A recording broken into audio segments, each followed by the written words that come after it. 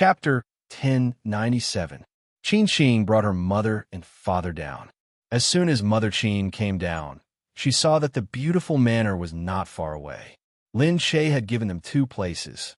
Qin Qing could bring 1 person, but the Qin family was not satisfied. They begged Xuemingqi to bring another person. Xuemingqi had a way to get someone else to leave a place for them. That was how she could bring her parents here. Even so, the Qin family was still not satisfied. They shouted, "Seriously, why did the Gu family only give us 2 places? It's such a big place. Can't we have 1 more person?" Qin Qing said, "There are a lot of people here. It's not easy." Father Qin said, "Forget it. Mengqi is capable. Didn't she ask us to come?" Xuemingqi was a good person. Mother Qin liked her from the bottom of her heart. It went without saying that she had a good family background. What was even better was her actions. Xuemingqi knew how to conduct herself and was good with words. She could make people happy. Who wouldn't like her? The Qin family hoped that Qin Qing could take good care of Xuemingqi and not let anything happen to her. The family of 3 was about to enter when they saw Lin Shay at the door. Although she was pregnant, it was hard to tell from the back. They could only see her getting out of the car. Many people were helping her. After she got out of the car, she went straight in. She didn't notice what was going on. Father Qin saw her, but they looked at her with disdain. Then, they turned to look at Qin Qing. Seeing that Qin Qing was looking at them, Mother Qin looked worried. "All right, let's go in. Mengqi is probably waiting for us," Mother Qin urged. The family of 3 went inside. Gu Jingming wasn't here yet. Gu Jingze had to entertain people at such a big banquet. He couldn't stay by Lin Shay's side. Lin Shay leaned against the wall and rested. He asked someone to bring food over. He looked over and saw that Qin Qing was already there. She looked in that direction and saw Qin Qing's face. She hurriedly smiled. Seeing this, Qin Qing paused and involuntarily walked over. Qin Qing couldn't be indifferent to her. He could feel that he still wanted to talk to her. He really wanted to. Seeing Qin Qing walk over, Lin Shay smiled. "You're here to play?" Qin Qing said, "Yeah, I'm here to join in the fun." Lin Shay said, "What do you think of the banquet?" Qin Qing said, "Yeah, it's very good. It's very unique, and it looks very special." After he finished speaking, Lin Shay's eyes curved into crescents as he smiled. Qin Qing was dumbfounded by his expression. In the past, he had always known that Lin Shay was very beautiful when he smiled. But why hadn't he thought of preserving the smile back then? Then, he suddenly felt that something was wrong. "Hey, you're not the one who organized this banquet, are you?" Lin Shay nodded with a proud look on his face. "It's me." Qin Qing's heart sank. The banquet of such a big family was not something that ordinary people could organize. Only someone with power in the Gu family would have the opportunity to hold a banquet. Otherwise, how could they move so much money to prepare and command so many people to do it? And such an important banquet was actually organized by Lin Shay. This was enough to show that Lin Shay had a certain status in the Gu family. This feeling made Qin Qing feel that she was very far away from him. But at the same time, she felt that Lin Shay had really changed. He had become very confident that he could organize such a banquet according to her wishes. He had become more and more capable. Qin Qing was very happy for him, but she also felt sad for herself. At this moment, in the distance, Xuemingqi circled around but couldn't find Qin Qing. When she looked again, she saw Qin Qing standing beside Lin Shay. The 2 of them didn't know what they were talking about, but Lin Shay was smiling very happily, and Qin Qing was also very focused as she spoke. Xuemingqi's expression changed. Her expression showed that she was thinking. At this moment, Qin Qing's parents were still circling around. They were very happy to be able to attend such a banquet. They wished that they had 10 pairs of eyes so that they could see everything here. "Uncle, Auntie, you're here." Xuemingqi smiled as she walked over. Mother Qin hurriedly said, Yes, it's all thanks to you. Otherwise, how could we have come to such a big banquet? It's so beautiful here, and there's so many people. I just don't see Mr. President and his daughter." Father Qin said disdainfully, "Well, you know, such an important person can't just come out so easily. Do you think that he's attending a full moon banquet with us? He even came out to receive guests. There are people in the Gu family to receive guests. There's no need for Mr. President to come out personally. Yes, yes, yes. I've never been to such an impressive banquet before, Schwemmingchi said. It's all right. The banquet is just SOSO. It's my honor that you guys can come. Mother Cheen liked this kind of person who could talk. However, just as Mother Cheen was about to say something, she also saw Cheen Ching. She was actually standing together with Lin Che in the distance. Mother Cheen's face almost exploded. She had already seen a photo of Cheen Ching and Lin Che together before, but Lin Che didn't do anything after that. She thought that there might not be a next time. Seeing it again today, she was really furious. However, looking at Schwemmingchi in front of her, she could only endure it. After Schwemmingchi left, Mother Cheen spat fiercely, that damned vixen. Mother Cheen felt that it was necessary to have a good talk with Lin Che. At this time, she shouldn't even think about ruining Cheen Ching's marriage. However, after an unknown amount of time, she finally saw Lin Che slowly stand up from his seat and walk out. Mother Cheen hurriedly followed after him. Unfortunately, before Mother Cheen could walk up to him, someone blocked her way. Lin Che's bodyguards did not allow Mother Cheen to walk over at all. Who are you guys? Mother Cheen shouted. She was a little surprised when she saw the cold faces of these people. You're not allowed to leave here, the bodyguard said expressionlessly. Hey, Lin Che is there. Why won't you let me go over? I know him, Mother Cheen shouted. However, the bodyguard ignored her. Seeing that she was making a fuss, he immediately wanted to drag her out. On the other side, Lin Che had already heard the noise and turned around to look. He narrowed his eyes and saw Mother Cheen. He stopped and asked Dongzi, "What's going on over there?" When Mother Cheen saw that Lin Che had stopped, she couldn't stop shouting, "Lin Che, what are you doing? Who are these people? Tell them to move away. Why are they dragging me? Are you afraid to see me?" Lin Che was amused. Wasn't that Cheen Ching's mother? Seeing the bodyguard's actions, she waved her hand and said, "All right, let her come over." When Mother Cheen saw that Lin Che waved his hand, these people actually left. She snorted and patted the wrinkles on her clothes. She walked over and said, "Lin Che, what are you doing now? Why are you still approaching Cheen Ching?" Chapter 1098. Lin Che smiled and looked at Mother Cheen. "I'm getting close to Cheen Ching." Mother Cheen said, "I saw it. You were with Cheen Ching just now, and you're already so obvious on such an occasion. If you go somewhere else, won't it be even more? What's more obvious?" Lin Che looked at her calmly. "We're just greeting each other. Why? Are we going to walk past each other like we don't know each other? That's for the best. Cheen Ching is having a great time now.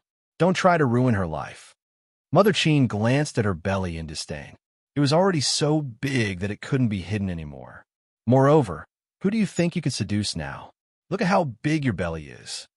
At this moment, Cheen Ching, who realized that Mother Cheen had come out on her own, came out as well. He didn't want his mother to run around in such a big occasion, so he hurried to find her. However, he didn't expect that not only was Mother Cheen running around, but she was also looking for Lin Che. Cheen Ching hurried over. "Mom, what are you doing here?" Cheen Ching came over and pulled her mother back. Mother Cheen smiled and said in front of her son, "Nothing. I saw that Lin Che was actually here, so I came to greet him." Mother Cheen didn't want to cause a commotion. It wouldn't look good, so she didn't question him in front of the two of them. Mother Cheen looked at Lin Che pretentiously. "Lin Che, it's been a long time since we last met. Your belly is already so big. Tell me, why are you still wandering around with such a big belly? You should rest well. It's better not to come to such an occasion. There are so many people here, it'd be bad if you accidentally bumped into each other." Lin Che sneered.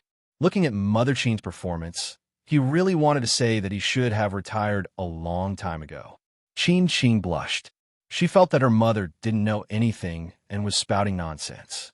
This was the Gu family's banquet, and she was the daughter-in-law of the family. How could she not come? How could she just wander around? Moreover, her mother looked at her as if it was not good for her to come and join the fun with a big belly. Cheen Ching said, "All right, Mom, come with me first. Don't disturb Lin Che." "How is that disturbing?" Mother Cheen said. "Lin Che, why are you here alone?" Mother Cheen felt that Lin Che must be very unhappy in the Gu family. She had no family background and was an actress. She had given birth to a child for the Gu family at such a young age. She must have wanted to tie the Gu family down with her. The daughters-in-law of a wealthy family were often reduced to childbearing machines. Because of their poor family background, they could only rely on children to stabilize their status. As for Lin Che, she felt that he was like this. Otherwise, why would he give birth to a second child so soon after hearing that he already had one child? How could she be like Xuemenqi? She was a young lady from a wealthy family. She didn't need to care about others and whatever she did. She just needed to live her own life. Lin Che didn't say anything. He looked at her and smiled faintly, learning her acting skills. She already knew what Mother Qin wanted to do. At this moment, she felt like she was watching a clown. Mother Qin said, "I heard that you can bring your friends and relatives. Look, our Qin is with Meng Qi now." Meng Qi directly said that she brought me and her father to play. She wants us to join the fun. Actually, we don't have to come to the president's full moon banquet, but Meng Qi wants us to come as well. "Io, where's your family?" Lin Che said they didn't come. Mother Qin said with an exaggerated expression, "Io, what's wrong? You're Gu Jing's wife. Your family won't let you come?" "Yeah, that's too outrageous. Lin Che, you have to fight for yourself a little more." Mother Qin humphed. She thought that it was just as she thought. The Gu family looked down on Lin Che's family. That was why they didn't give him a single spot. It was good enough for a small family like Lin Che to have such good fortune. It was a pity that she would probably have to rely on others for her life in the future. Actually, Lin Che had already made many people envious. Even if they didn't know the details, they would be very surprised when they heard that she had married into the Gu family. However, Mother Qin didn't like Lin Che after all. She always liked to think of people in the worst possible light. The worse she thought, the happier she was. She would only be satisfied when she thought that even if Lin Che married into the Gu family, it wouldn't be good. What was the use of just having money? It didn't matter if he didn't live to his heart's content. Mother Qin said, "You're still too honest. But then again, you can't afford to offend a family like the Gu family. If you live well with Gu Jingza, you won't have to worry about food and clothing for the rest of your life. That's already good enough." Lin Che smiled faintly and said, "Thank you for your advice, Santi. I watched you grow up too." Mother Qin hugged her son. "Qin has grown up. We've been basking in his light, so the Qin family has become better. Look, you were all children in the past. Now that you've grown up, we've also grown old. Sigh, but I'm also very happy that Qin can be with Mengqi. All right, you know Mengqi, right? She's a distant relative of the Gu family." Lin Che chuckled and said, "Of course I know her. We've been seeing each other a lot lately." Mother Qin's eyes narrowed as she smiled. It wasn't hard to see that she really liked this daughter-in-law. Moreover, Mother Qin had vaguely heard that Xuemenqi was very likely to become the Gu family's matriarch in the future. She would be the most powerful woman in the Gu family and would be in charge of all the other women in the Gu family. When that time came, she would be much more powerful than Lin Che. She looked at Lin Che and said, "Qin can't be more compatible with her. However, this banquet is really big. You're the only one here, so it's a little too lonely. It's better if you don't walk around outside. There's no one watching you anyway." She sighed pitifully as she looked at Lin Che. However, Lin Che only smiled and looked at Mother Qin. "I'm just curious about one thing." Mother Qin said, "What is it?" Lin Che said, "I think I only gave 2 invitations to the Qin family. Why did your family give 3? Mother Qin's face turned green. What did he mean by only giving 2 invitations to the Qin family? Qin's face had already darkened. She couldn't understand how her mother could be so stupid, but she couldn't stop her. He pulled his mother and said, "Mom, this banquet was organized by Lin Che." "What? What do you mean?" Mother Qin asked. Lin Che looked at her and said, "I gave invitations to everyone who came in one by one. How many invitations did I give to each family? How come I don't know that I gave 3 invitations to your family?" Mother Qin's face turned green. She gave invitations? It was Lin Che. Why would Lin Che give invitations? You. Lin Che ignored her and asked Dongzi, "Go and ask what's going on." Chapter 1099.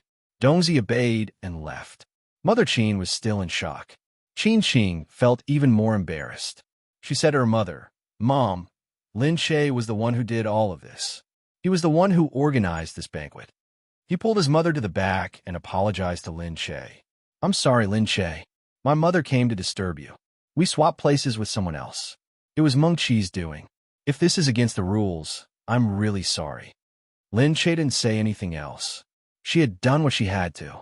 If someone wanted to suck up to Shui Mingqi and give her the place, Lin Che couldn't do anything about it.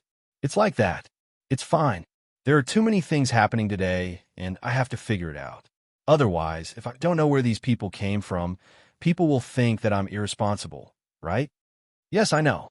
The Gu family's rules are complicated and you're in a difficult position. Mother Qin seemed to understand a little. The Qin family had to give out the place to Lin Che. Lin Che didn't have that much power. Mother Qin wanted to question and say something. She felt suspicious, but looking at Lin Che, she was too embarrassed to say anything. Qin Qing didn't give her a chance. She pulled Mother Qin out. "Let's go. Lin Che is heavy. Let's not disturb him." Qin Qing smiled apologetically at Lin Che and pulled Mother Qin away. Mother Qin still didn't believe him. However, Dongzi had already finished his investigation and returned. He walked to Lin Che's side and whispered something to him.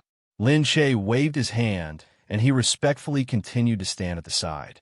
Lin Che glanced over at them. When he left, the bodyguards behind him followed him one by one. They seemed to be extremely cautious. Outside, Qin Qing looked at her mother. "Mom, what did you just say?" Qin Qing lost her temper and turned to leave. Mother Qin saw this and quickly followed. She had to coax her son. He was the CEO of the Qin group after all. He wasn't the same Qin Qing who had a temper before. I just pitied her and wanted to comfort her. I just said a few words. She doesn't need your pity. She's living well and doesn't need you to comfort her," Qin Qing said. Mother Qin saw that Qin Qing thought Lin Che was a good person. How could this work? Qin Qing, don't think that she's doing very well now. Don't listen to her bragging and think that she's very powerful and rich. Mother Qin was worried that Lin Che was using this method to seduce Qin Qing, so she hurriedly tried to dissuade him. Qin Qing turned around and looked at her mother. "Mom, how can you say that? Why isn't she living well now? She's the young madam of the Gu family." Mother Qin said, "The daughters-in-law of the rich always looks glamorous on the surface, but I wonder how they behave in such a subservient manner behind the scenes." Qin Qing shook her head. "Is that what you think? Then you're gravely mistaken. Lin Che doesn't need to be so subservient here. Her husband is the Gu family head, and the people by her side are the Gu family's personal guards. Those people aren't ordinary members of the Gu family. Do you think Meng Qi has them? Meng Qi doesn't have one, and there are only a few people in the Gu family. The old man of the Gu family has one, the mistress of the Gu family has one, Mr. President has one, and the rest is her. What? The bodyguards following him. Are they that powerful?" Mother Qin was naturally in disbelief. Qin Qing said, "Meng Qi said all of this. Do you think that what she said could be false?" Mother Qin was naturally jealous and unhappy. What right did Lin Che have to receive such treatment? Qin Qing said, "Moreover, this banquet was organized by Lin Che. She's in charge of everything. What does that mean? Does it mean that she has a certain amount of power in the Gu family now? How could you say that? Why can't her family come? Whoever she calls can come. She's in charge of everything. Could it be that she's lying?" I. When Mother Qin mentioned this, her face alternated between red and black. She was indeed a little embarrassed. She didn't know that Lin Che had this kind of ability now. Looking at the scale of this banquet, it didn't seem like something she could host. She was just a little girl. What would she know? She thought that there must be someone helping her behind the scenes. Otherwise, she wouldn't have the guts to host such a large banquet. But even as she thought that, she didn't dare to say anything else. She felt a little uncomfortable. Looking at this banquet, she felt unhappy. Previously, she had thought that everything was grand. Now that she looked at it, she could only think that it was all Lin Che's doing. What could Lin Che do? She had even thought that she wouldn't be able to see these things in the past. She even felt proud of herself. It was really embarrassing. Shui Mingqi was smart. When Mother Qin found Lin Che, she had already sent someone to ask about it. Qin Xing and Lin Che obviously knew each other. How could she not tell? One of the servants said to Xuanmengqi, "Miss, I heard that Lin Che had a crush on Qin Xing." They were classmates, and Lin Che had a crush on Qin Xing for many years. However, it was left unsettled because Qin Xing got together with one of Lin Che's older sisters. Xuanmengqi was shocked. Lin Che they actually had such a relationship. Xuanmengqi narrowed her eyes. Get someone to watch over Qin Xing.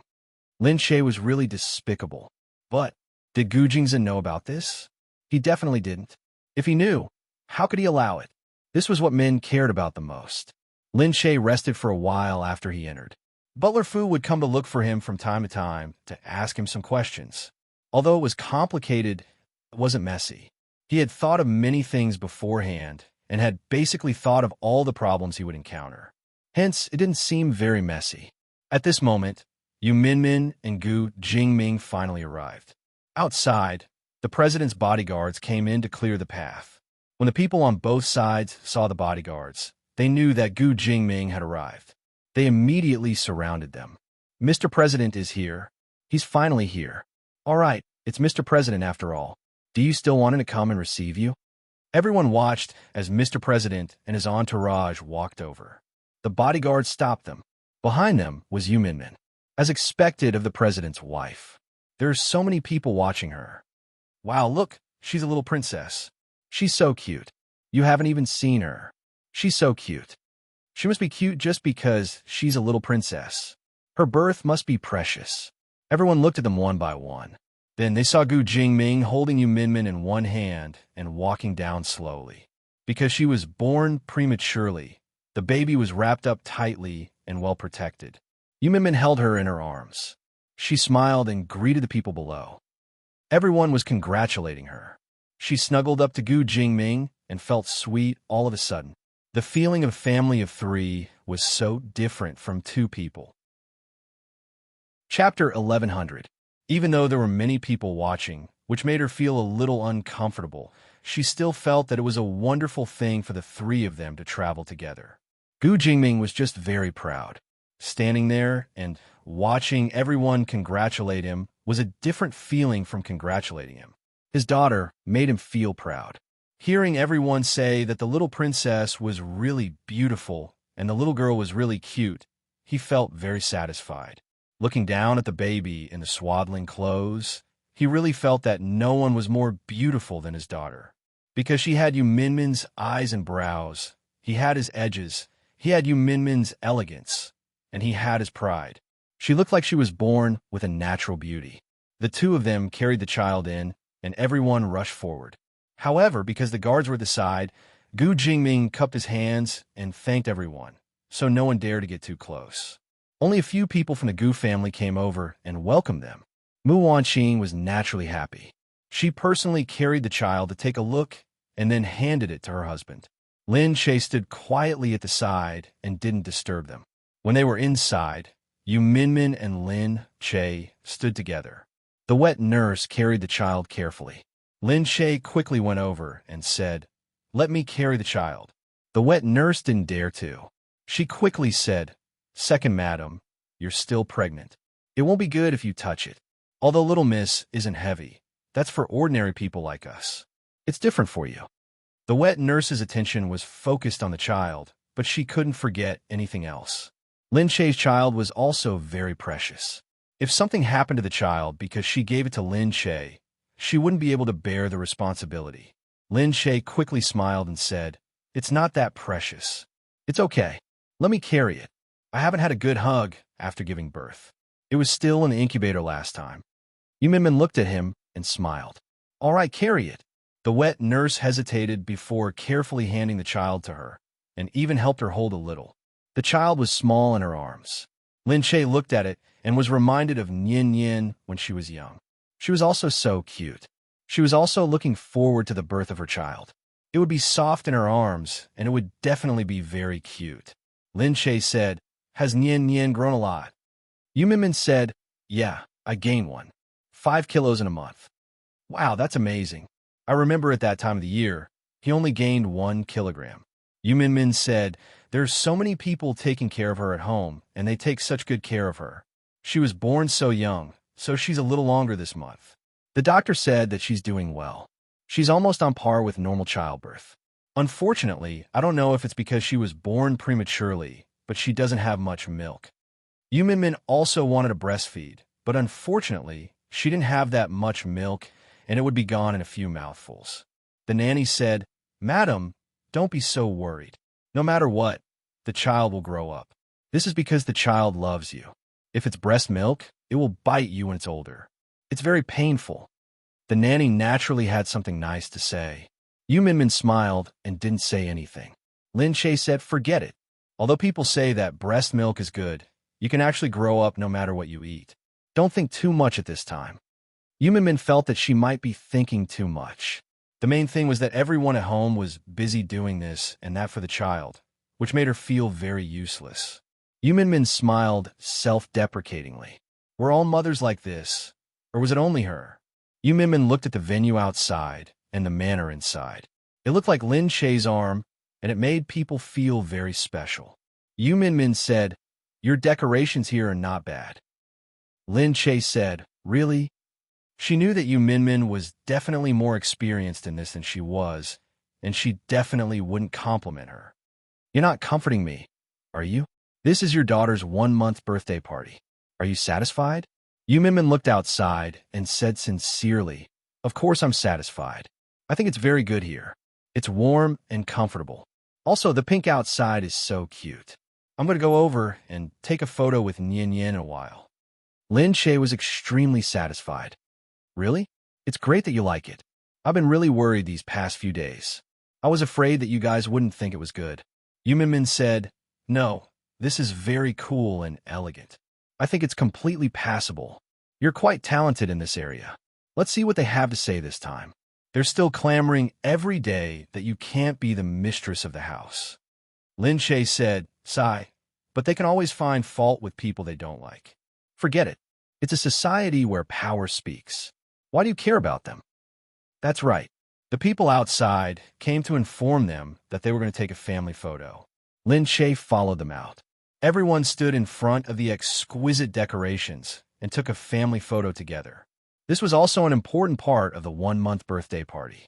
The family referred to Gu Jingze, Gu Jingming, and the others, excluding outsiders. The family stood in line for the photo, while the people outside were drinking and chatting elsewhere, talking about all kinds of topics. Look at their whole family. They're all very good-looking. That's true. The richer a person is, the more beautiful the woman he finds. The descendants they give birth to will naturally have good genes. Madame Mu was a famous beauty back then, so the children she gave birth to were all beautiful and handsome. Look at their family photo. It's a painting no matter where it is. The people outside were naturally full of envy. At this moment, in such a warm occasion, they couldn't say anything else. Mother Qin looked inside from afar. She snorted and muttered, "Why isn't our Meng Qi in the family photo?" Qin Qin couldn't be bothered to say more. She only said indifferently, "Meng Qi is a relative. Everyone in this photo is from the top branch of the Gu family. None of the relatives from the other branches are in. How could Meng Qi be in there?" Mother Qin snorted. She drank her drink and said arrogantly, "That's not necessarily true. When Meng Qi becomes the mistress of the Gu family, she will definitely be in there." When Father Qin heard this, he immediately interrupted, "That's enough. Don't talk nonsense. It's fine if you brag to others at home, but here you're talking nonsense. The walls have ears. If someone hears you, do you still want to live?" After being reprimanded, Mother Qin felt even more indignant. She looked in front of her with resentment. In her heart, she hoped that Meng Qi would become the mistress of the Gu family sooner. Then, she would see how long Lin Che and the others could be so arrogant. When that time came, Meng Qi would still have to suck up to them. After Gu Jingze finished taking the photo, he put his arm around Lin Che and walked out. Lin Che raised his head and looked at Gu Jingze. "Is this the end?" Gu Jingze nodded. "Yes." Lin Che said, "Tell me the truth. What do you think of what I did?" It's okay. It's okay." Lin Che curled his lips. So you're not very satisfied? Chapter 1101. Gujingza pinched her nose. That's not bad. Why don't you ask my employees how difficult it is to hear me say that it's okay?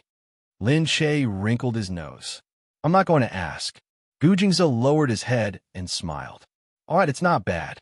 It's your first time doing it, and you've done very well. You can't find any mistakes, and it's also very unique. But there are some details that you haven't done enough. This is only for a harsh person like me. All right. She knew that he was very harsh to his subordinates. She felt a little sad for his subordinates when she heard him say that. They were too hard to please, okay? If others said that it was good, he could also find mistakes.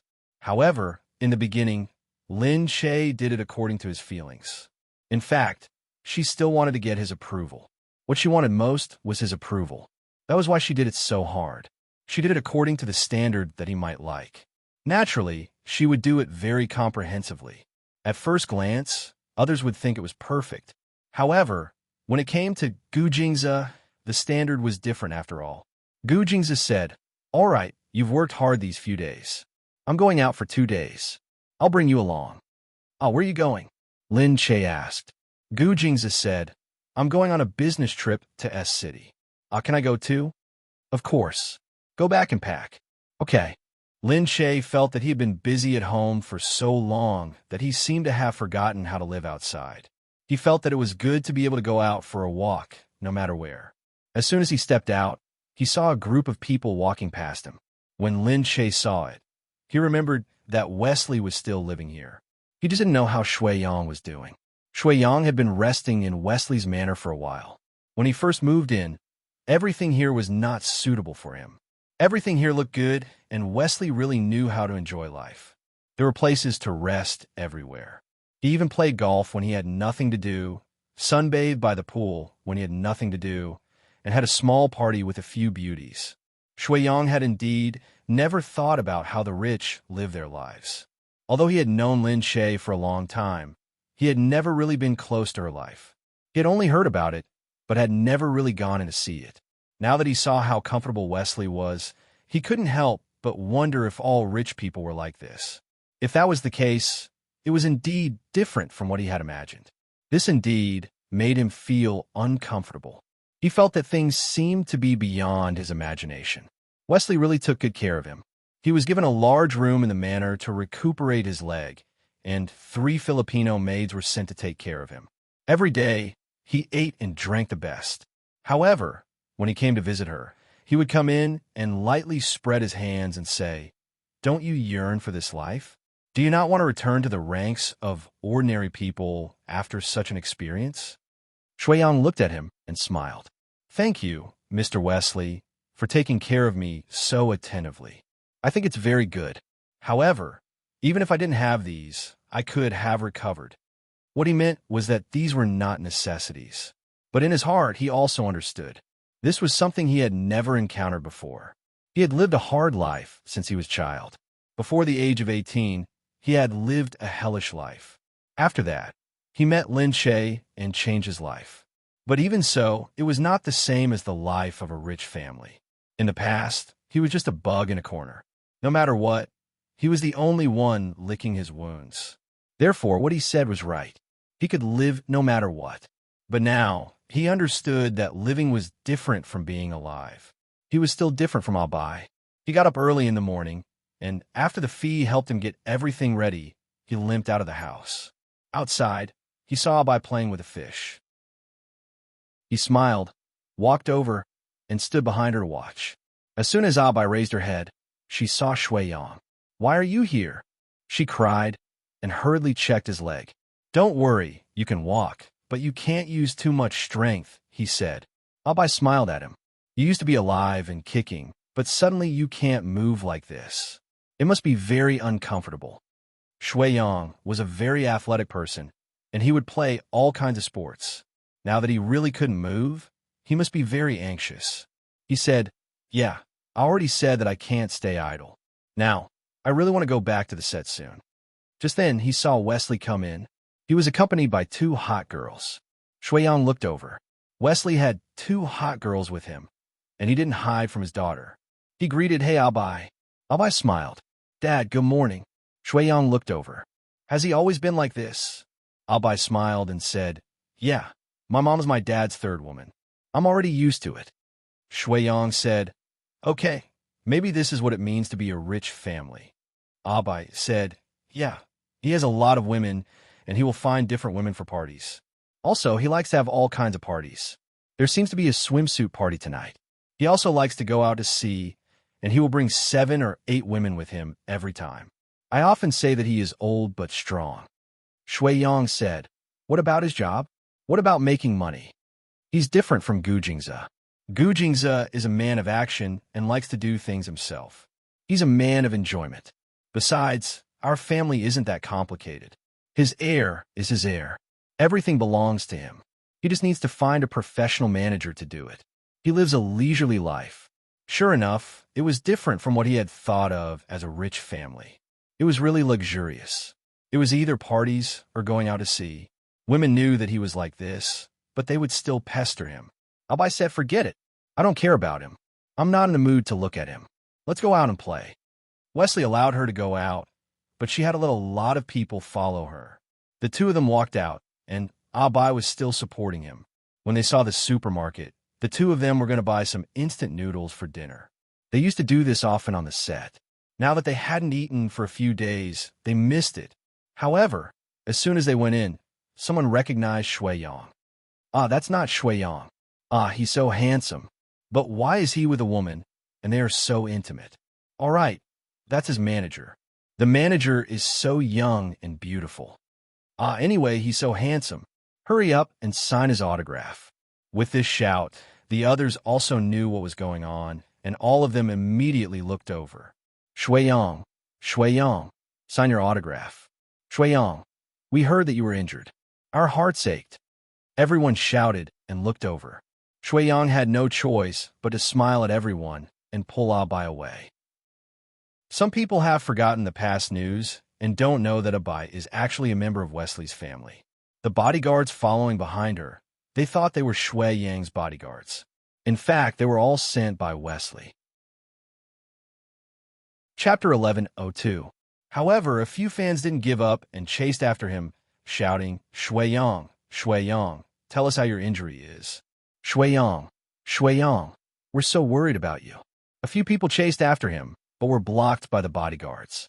The bodyguards pushed them away with brute force, not allowing them to get close. Probably because they weren't bodyguards in the entertainment industry. They didn't give these fans any leeway and pushed them away. The fans were pushed to the ground. Shuiyang couldn't stand it anymore. He walked over and said to the bodyguards, What are you guys doing? Can you be gentle? The fans cried out aggrievedly on the ground. What are you guys doing? Why are you hitting me? Shuiyang looked at the fans. I'm sorry, they don't know. But these bodyguards didn't care about their image in the entertainment industry. They didn't care what these people thought, so their expressions were still arrogant as they looked at these love-struck fools, only protecting Abai there without moving. There were a lot of fans behind them, and they looked at the bodyguards angrily. Hurry up and apologize to us. The bodyguards looked as if they didn't understand what she was saying and didn't move an inch. The fans started to make a ruckus and shouted at the bodyguards. That's right, apologize, apologize. We came here because we like Shuiyang. How can you do this? She's still an agent. Is this how an agent works? How can you do this? That's right. Hurry up and apologize to us. Abai was also very anxious and said to the bodyguards, Can you not be so rude? The bodyguards didn't care, but they saw the fans were already hugging the agent, Abai, asking for an apology. When Shuiyang saw this, he quickly protected Abai and said to the fans, Be rational. The problem with these bodyguards has nothing to do with Abai. How could it have nothing to do with it? She's the agent. She found the bodyguards. The fans suddenly crowded over, and the bodyguards naturally couldn't sit idly by. They directly rushed over and pulled the fans away. The scene fell into chaos. Abai was anxious. She couldn't affect Shuiyang's image just because her bodyguards were disobedient. She quickly stood up and shouted, Okay, we apologize. Stop messing around. We'll take the bodyguards back and fix them properly. At this moment, an impulsive fan directly picked up something from a supermarket and smashed it at Abai. Abai's head was immediately hit, and blood gushed out. Shui Yang was stunned. He rushed over and grabbed Abai. Abai, let me see. Abai had a headache. She covered her head and closed her eyes. It's okay. I'm fine. However, Shui Yang had already picked up Abai and ran out. Seeing this, the bodyguards behind him had already caught up. The supermarket was in a mess. The supermarket staff saw the commotion and took a lot of videos. They were still complaining that when celebrities came out, there would be a lot of trouble. These celebrities shouldn't come to crowded places for no reason. There were so many people chasing them. In the manor, Wesley knew about Abai's matter for the first time. The bodyguards were there, so this matter couldn't be hidden. Wesley rushed in immediately and looked at Abai. There was an obvious scar on Abai's forehead. He immediately said furiously, "Hurry up and give me a doctor. I want the best doctor in Country C." But even so, he still didn't trust her. He walked to the bedside and pulled Abai. "I'll take you back to America. They're the best doctors there." Abai shook her head and looked at Wesley. "Dad, it's just a small injury." Wesley shouted loudly. "How can it be a small injury? It's on your face. You're a girl. How important is your face to you?" Shui Yang's heart skipped a beat. His face was already pale, without a trace of blood. He knew that this matter was his fault. It was because of him, because of the fans he had attracted, because of him, Abai had suffered. Shui Yang said, "I'm sorry." Wesley turned around angrily. "Is there any use in apologizing?" "Dad." Abai pulled Wesley. Wesley looked at Shui Yang and turned around. "You go out first." Shui Yang gritted his teeth and looked at Abai. In the end, he turned around and walked out. Wesley naturally invited the best doctor to come over. The entire afternoon, the entire manor was busy with this matter, and Shui Yang could only watch from outside. At this moment, Wesley walked over and looked at Shui Yang. "You've seen it. This is the life you can bring to Abai." Shui Yang turned around. Wesley said, "Bai is a treasure to me, a treasure that can't be touched. But in your life, she has to suffer this kind of injury, be insulted, be used as a foil to you, be despised by others, and now she's even beaten up. Do you think this is the life you want to give her?"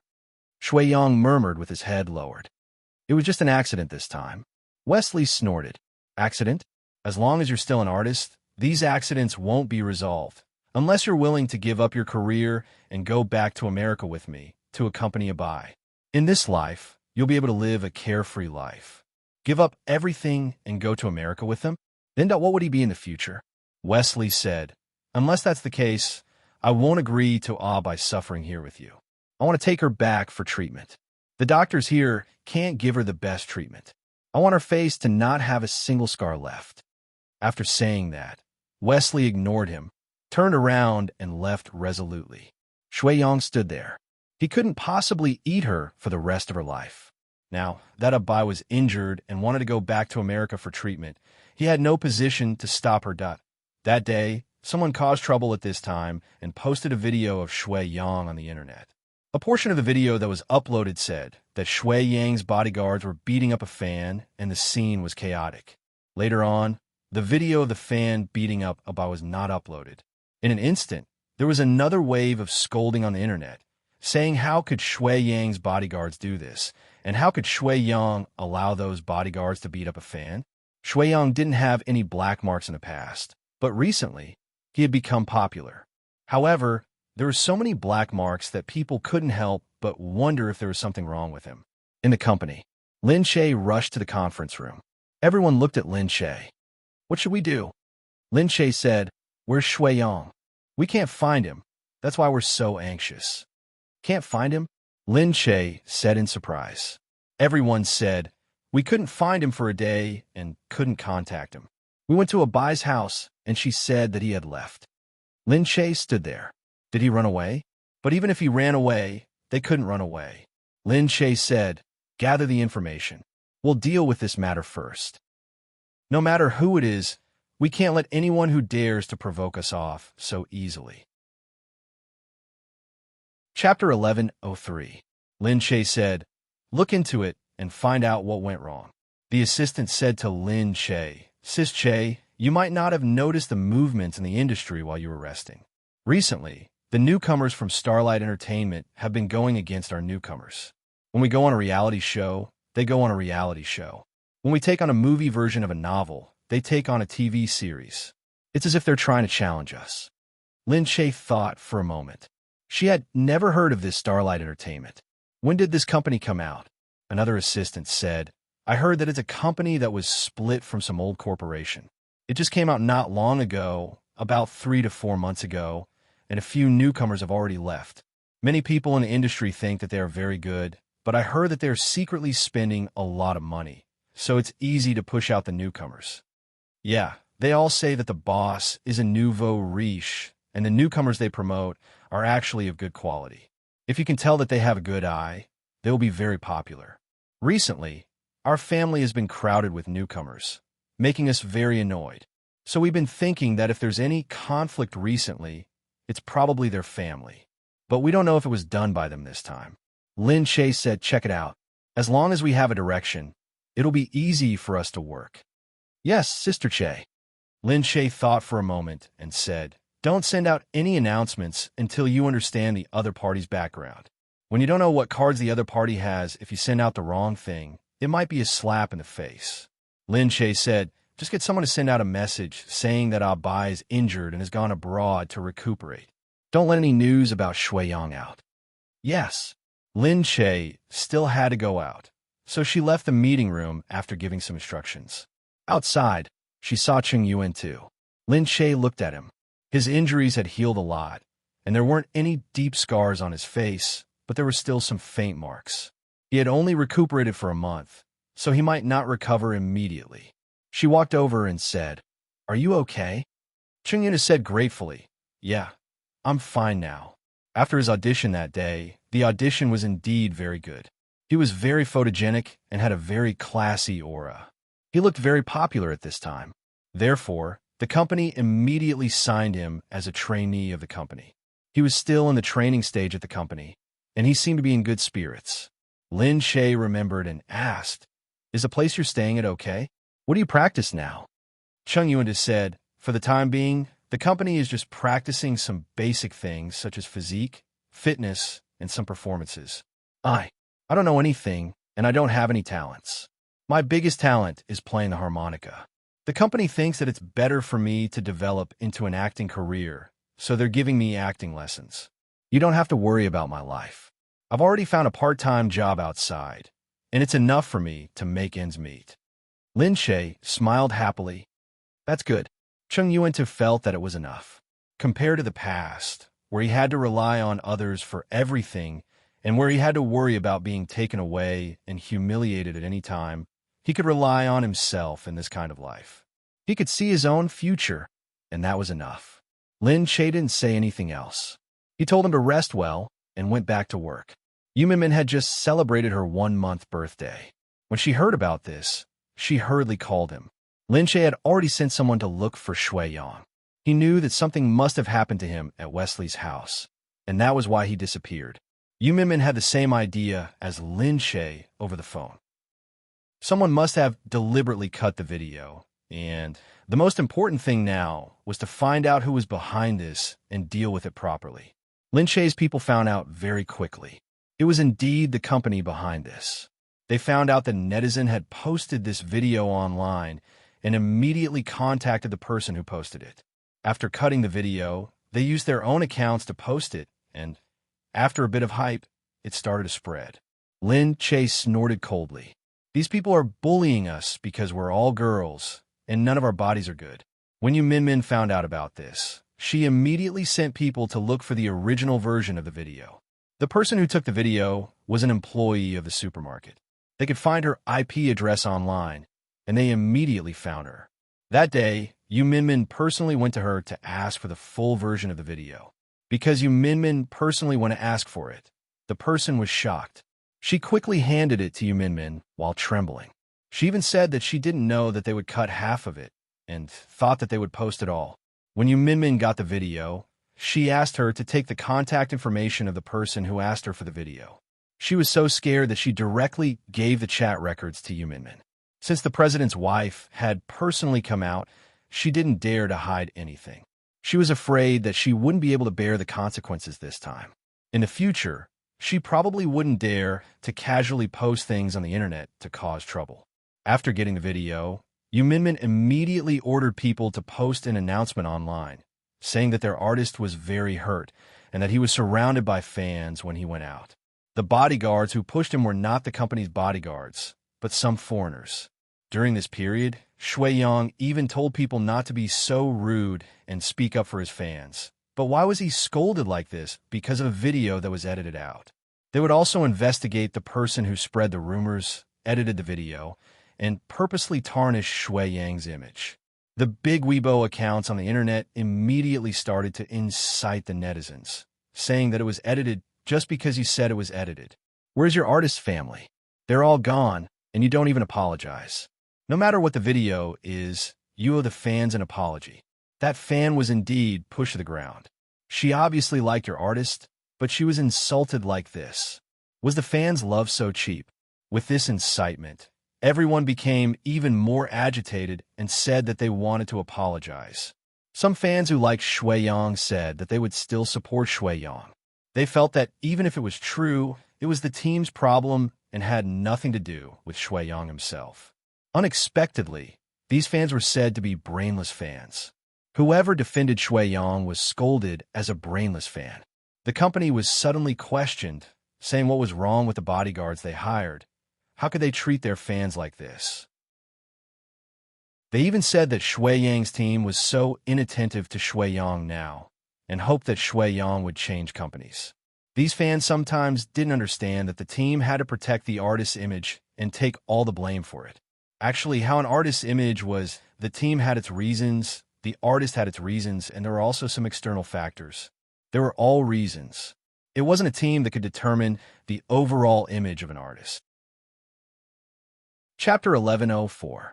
Xinghui took the opportunity to fan the flames. They talked about how small Lin Che's agency was and how harsh they were on their artists. After a while, they finally showed their true colors. They wanted to poach Shui Yang and deal with Lin Che's agency. Lin Che heard this and snorted. Let's see what they're going to do.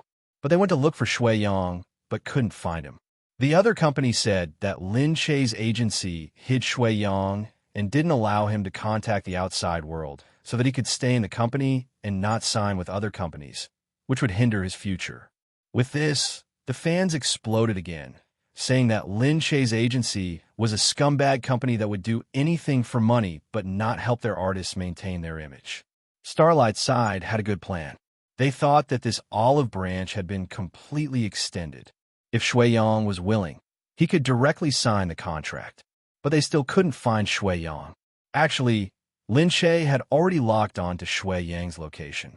Shui Yang left Wesley's manor and quietly returned to the alley he used to live in. There was nothing in the small house. It was cold and empty, but he stayed there. It was rugged and dirty. He stayed there alone. There was nothing, and the house was filled with rubbish. When Lin Che walked in, he smelled a strange smell coming from inside. She looked inside and saw Shui Yang sitting there, hugging his knees and smoking. Stubble had already grown out, and he looked dispirited. It made people's hearts ache to see him like this. Lin Che hurriedly walked in. Shui Yang. Shui Yang raised his head. When he saw Lin Che, he snapped out of his daze. Che. Sister Che. His voice was unbelievably hoarse from smoking too much. The cigarette in his hand was still shaking. He remembered something and hurriedly put it out. Lin Che was still pregnant, and he couldn't smoke. Even in a time like this, he was still thinking of others. Lin Che's heart ached. He was such a good boy. Why was he so dispirited now? She walked over. Shui Yang, all right, get up. What's wrong with you? Shui Yang was stunned as he looked at the angry Lin Che. Sister Che. Lin Che went up and pulled Shui Yang. Look at you now. Shui Yang lowered his head and closed his eyes. His drooping eyes were filled with sorrow. Lin Che pulled him up and scolded. Shui Yang, you are very sad that Abai has been taken away. You see the gap between you and her. You are very sad. You feel that you can't protect her. You're also very sad. But is it useful to be so decadent? Shui Yang stood there without moving. Lin Che immediately sat to the side and continued to scold him. Do you think the world will stop because of this? Did the world stop spinning because you were sad? No, I've also left before. I've also experienced the gap between me and others. I've also experienced despair. But is despair all that useful? It's useless. People can only move forward. She said loudly, we can only make ourselves better. We can only make ourselves more stable. We can only make ourselves stronger. Look, what's the point of you being like this? If Abai saw this, she would only be very happy.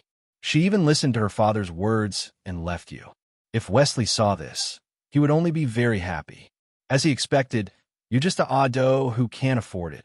And the world outside is turning upside down. We're risking our lives for you, but you're here in a forgotten world. What's the point of this? Lin Che turned his head and looked at him. All right, I've said what I need to say. This is your life, and it should be your own choice. If you choose to be decadent now, then go. When all our past efforts have been fed to the dogs, when you turned over and crawled out of this pit, it's all just a dream. You left this place, and now that you've come back here, it's your own business. Anyway, to me, it's just losing a good colleague and a good artiste. I can still nurture more artistes like you. All right, I'm leaving. Shuiyang raised his head and looked at Lin Che, who was walking out. Her steps were very fast. Her stomach was very big, and she still had to run to this dirty place. Looking at her steps, Shuiyang really blamed himself. He stood there, clenching his fists, looking at everything around him. Was he really going to come back? No, he walked out and never thought of coming back. Sister Che, he called out to Lin Che. Lin Che stopped in his tracks and turned around. Shuiyang looked at her. I'm sorry, I'm going back. I just suddenly couldn't get over it. But you're right, this is a pit that I climbed out of with great difficulty. I won't give up. He couldn't leave this place and go to America because of Abai. Although he could be with her, how could he be worthy of being with her like that? I will become even more outstanding, and then I will look for Abai, he said resolutely. No matter which path he took, there would always be a time when he would be more successful. At that time, he would look for Abai again. No matter what Wesley said, he wouldn't give up. Lin Che looked at him and heaved a sigh of relief. He said calmly, as long as you have the heart, Abai will come back. When two people are together, they don't have to care about who is more powerful, who earns more, or who has a higher social status. What matters is whether you have the courage to live together. Think about your future life. Do you feel that you will have her by your side for the rest of your life? Will you feel happy or hopeless? Think about it yourself. Your heart won't lie to you. Shuiyang finally decided to go back. He didn't appear in public first. Instead, he returned to his current residence, which was located in a house in the city. On Xing Hui's side, they immediately found out about this matter and directly sent someone to contact Shuiyang. Shuiyang's contact information was only Abai's, and he didn't have much contact with anyone in private. It was all the people in the company. He was very low-key and didn't like to be on good terms with the artists outside. Therefore, if Xing Hui wanted to contact him, they had to go through the director who worked with him. When they heard that he was going back to the crew, they prepared to go to the crew to stop him and then properly persuade him. In the crew, the people of Xing Hui finally found Shuiyang. Seeing that Shuiyang had lost a lot of weight in the past few days, they said with a distressed expression, Shuiyang, look at your company. They really don't care about you at all. After the incident happened for so long, they only issued a press release and didn't care about you at all. You've lost so much weight, and they didn't even say to give you some nutrition. They actually let you come to the crew. Are you still a big star in your company? If you were let us into Starlight, you would be second to none in our Starlight. We would definitely support you with all our might and let you live like a big brother. We would give you the best of everything. That's right. That's right. Chapter 1105. The best manager, the best nanny car, the best assistant, the best place to stay. You'll get a decent salary, too. You'll get 50-50 at Lin Che's place, but you'll get 30/70ths at our place. If you want to invest, you can directly become our shareholder. That's negotiable. Shuiyang didn't say a word and just listened to him. He said, you've been staying at Lin Che's studio all this time, and you don't listen to any news from the outside. Your current net worth outside is definitely that of an A-list celebrity. But at Lin Che's studio, They'll definitely support Lin Che, and you'll always be ranked second because Lin Che is the boss. You'll be the one being squeezed dry, and you'll never be number one. Are you willing to be number two forever? Shuiyang sneered. He looked at the person and shook his head. You're mistaken. We don't have first or second. We're not your kind of profit group. I won't change companies. You can leave. What? Hey, don't tell me you think I'm fooling you. We could talk about it first. We can talk about it when you come to our company. Also, we'll sign the contract first. You can add any terms when you sign the contract. Shuiyang said directly. You've misunderstood. That's not what I mean. We really won't change companies. You can leave. I won't leave, Sister Che. What? He's doing this? The person who came to lobby was dumbfounded. Most celebrities would change companies when they became popular because their original contracts were too disadvantageous to them. Moreover, they would get more resources if they changed companies. Who would have thought that Shuiyang would reject her without any hesitation? Just what benefits did Lin Che give him to make him so loyal to him? Shuiyang didn't say anything else and asked him to leave. Xing Hui was even more disdainful after being chased out. Since you don't want to come, so be it. Let's see what you can do in the future. At that moment, Yu Minmin made another statement. This time, it was directed at Xing Hui. Xing Hui was outrageous. Not only was he competing with Lin Che, he was also playing tricks in the dark. In order to poach Lin Che's artists, he didn't even hesitate to smear Lin Che's studio. Xing Hui immediately said, There's no such thing. If you weren't so harsh on your artists, we wouldn't have tried to poach them. Lin Che immediately uploaded the entire video. It was true that the fan had been pushed down, but Shuiyang had argued with the bodyguards during that time and spoke up for the fan. Moreover, what happened next was even more serious. The manager's head was beaten until it bled and was taken away on the spot. The scene was in chaos. Shuiyang protected Abai and left, looking very manly. After that, she directly released the chat records of Xing Hui buying the video. In the chat, they directly stated the price and the usage. It was just that the fans wanted to have a look, so the price was not too high. However, the person who bought it was a PR from Starlight, and he used their usual online account. After that, Yu Minmin visited the fans who were causing trouble. When they saw Yu Minmin go over, they lost their confidence. In addition, Yu Minmin was good at both kindness and power. He directly asked a few people to testify that the video was real. They said that someone had beaten Abai at that time, but they had already fled and didn't dare to come back. Because they saw the news later and remembered who Abai was, they were a little afraid of revenge. When Xing Hui saw this, he was a little listless and didn't dare to come out and speak again. However, Yu Minmin was not the kind of person who would let go of anyone so easily. She took advantage of the victory and made public the fact that several of Starlight's newcomers imitated the development model of Lin Che's studio, and that the newcomers they created were the model of Lin Che's studio's newcomers. She said on Weibo that everyone imitated each other and became popular. Whenever an artist became popular, they would start to gather and cultivate them. They also understood this strange phenomenon, but they didn't expect that Xing Hui would do so badly and actually plagiarize. Why didn't they just call their studio second? When the netizens saw that it was really like this, they immediately became very disgusted with Xing Hui. Even some of their newcomers and artists couldn't like them anymore. Some people even said that if they wanted to like them, they might as well like the newcomers in Lin Che's studio. Anyway, they were all plagiarizing Lin Che's studio. The netizens felt that it was really new that there were plagiarizing artists. At this time, Shuiyang appeared again. After being in the eye of the storm, he had also matured a little. His whole body exuded a calm feeling, and it seemed that he was different from the Shuiyang of the past. This made the fans feel very distressed. They felt that there were many disputes when a person became famous. Shuiyang could be found in anything. Shuiyang had almost recovered from his illness, but he would definitely be depressed for a while. During this period, he didn't plan to appear much. He wanted to finish filming first.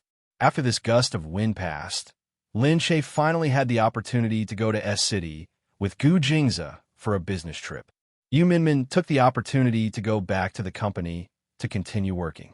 She was busy with the child at home and the company's matters, but she liked this kind of busyness. For a moment, she felt quite happy. However, Gu Jingming was not happy. He felt that Yu Minmin was too busy. But there was nothing he could do about Yu Minmin. Because of this, Yu Minmin lost weight very quickly after giving birth. She quickly recovered her previous figure. On the other side, Lin Che and Gu Jingze got off the plane together and went to S City's residence. Gu Jingze knew that he was going to bring Lin Che here, so he specially decorated the place. It was very comfortable and suitable for Lin Che to rest. In the afternoon, Gu Jingze went to the company with Lin Che.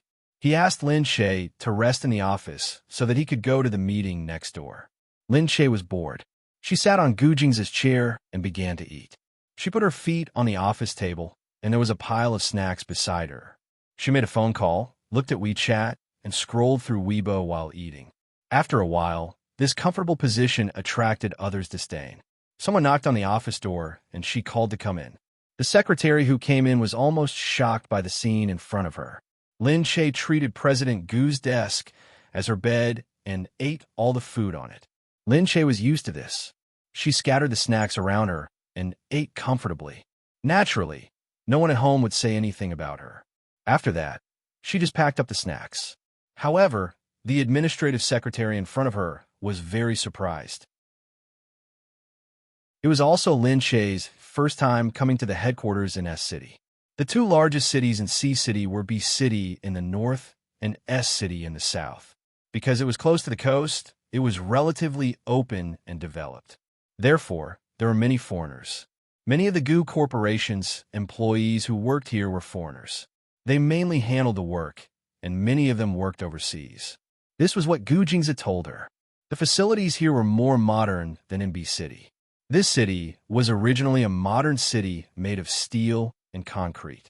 It still had a feeling of ancient heritage compared to B City.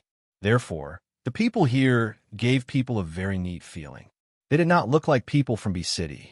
They paid more attention to etiquette.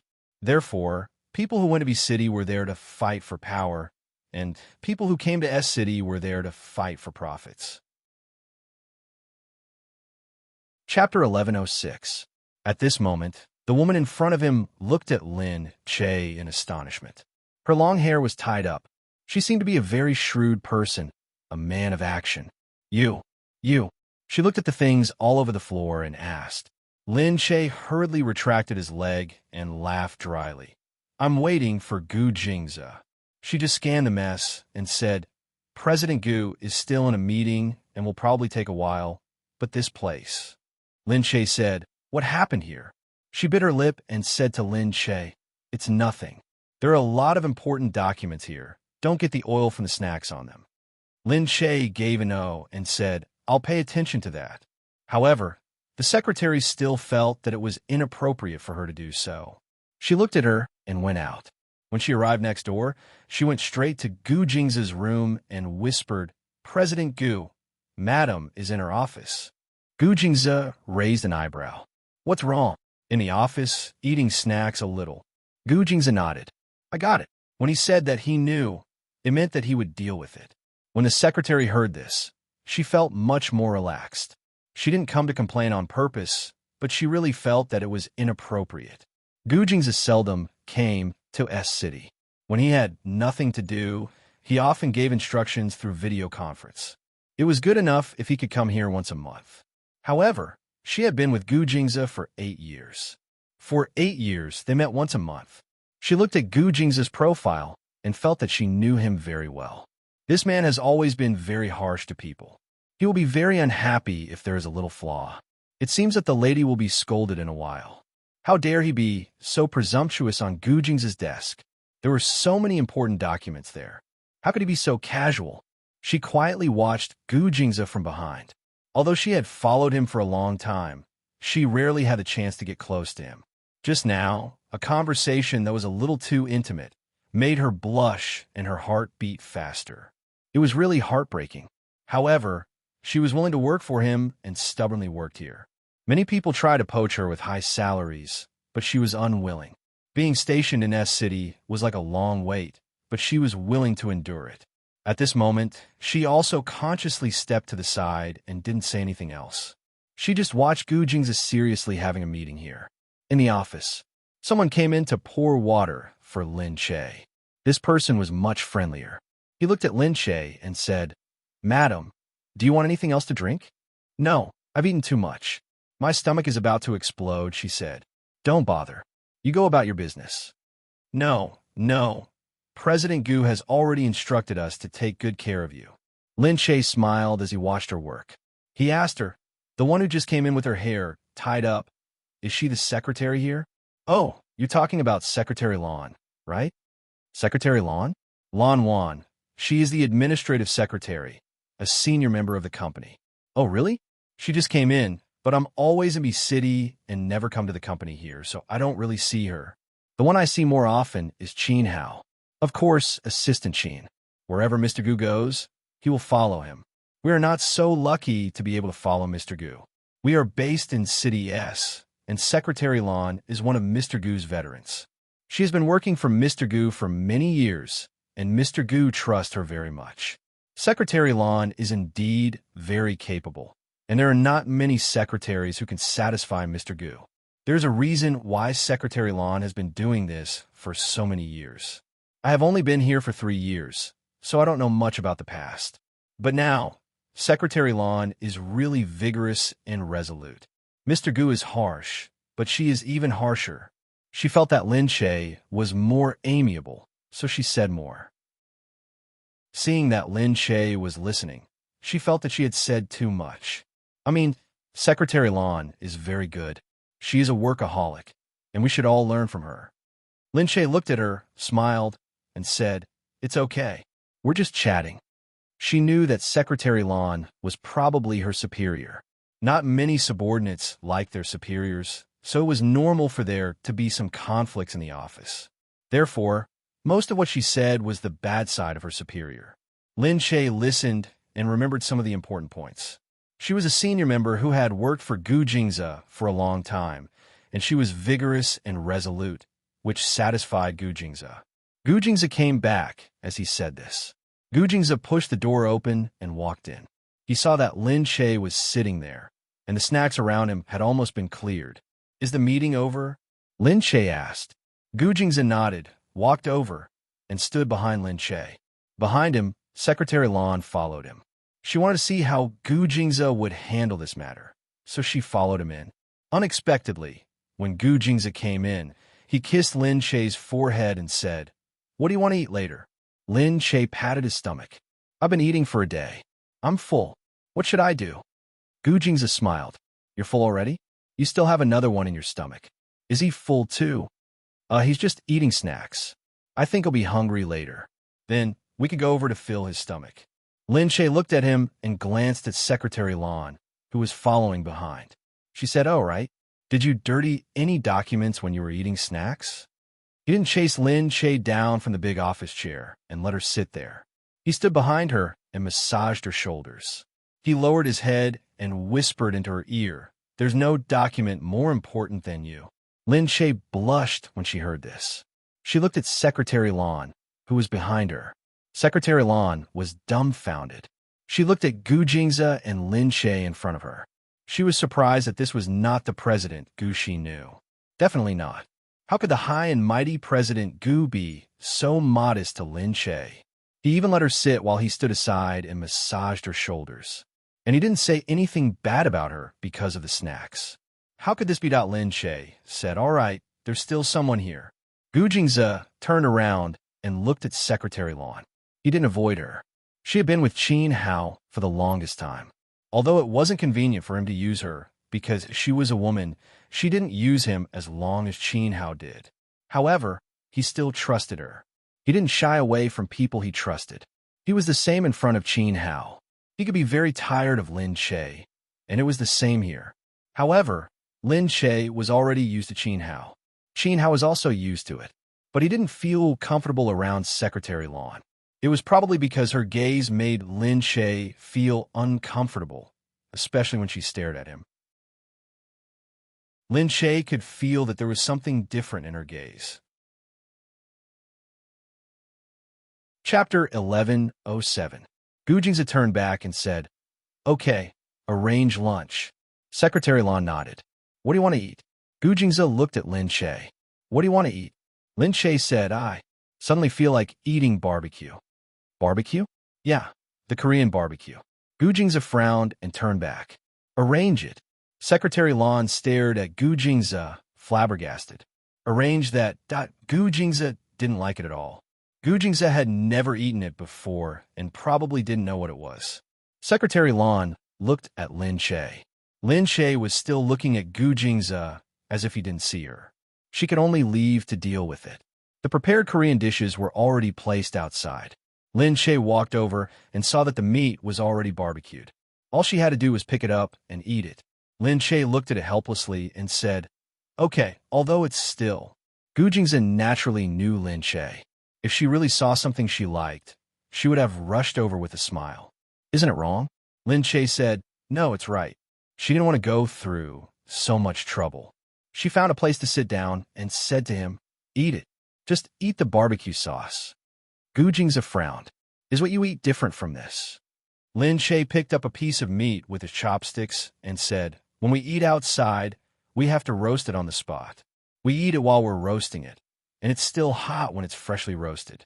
It'll taste better if we eat it with some side dishes. Gu Jingze sat there quietly and thought for a moment.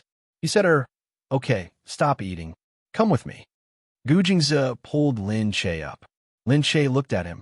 Where are we going? Let's go out and eat together. Don't bother. This is the same, Lin Che said. Although she was a little disappointed that she didn't get to eat what she wanted, she didn't want to go through the trouble. He had already prepared it, so she didn't seem like a busybody. However, Gu Jingze took her hand and walked out. He said to Secretary Lan, Take these away. They didn't touch them, so the people below could still eat.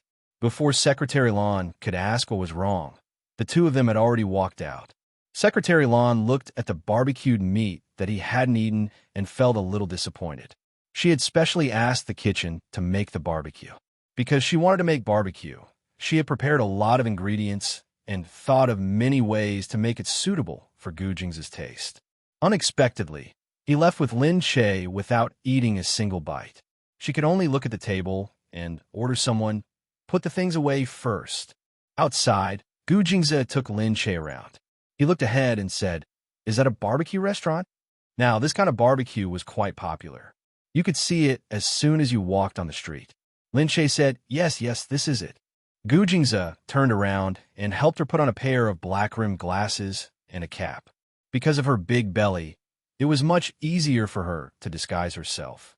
Even so, she still had to keep a low profile. She couldn't disguise herself at once. After that, Gu Jingze held Lin Che's hand.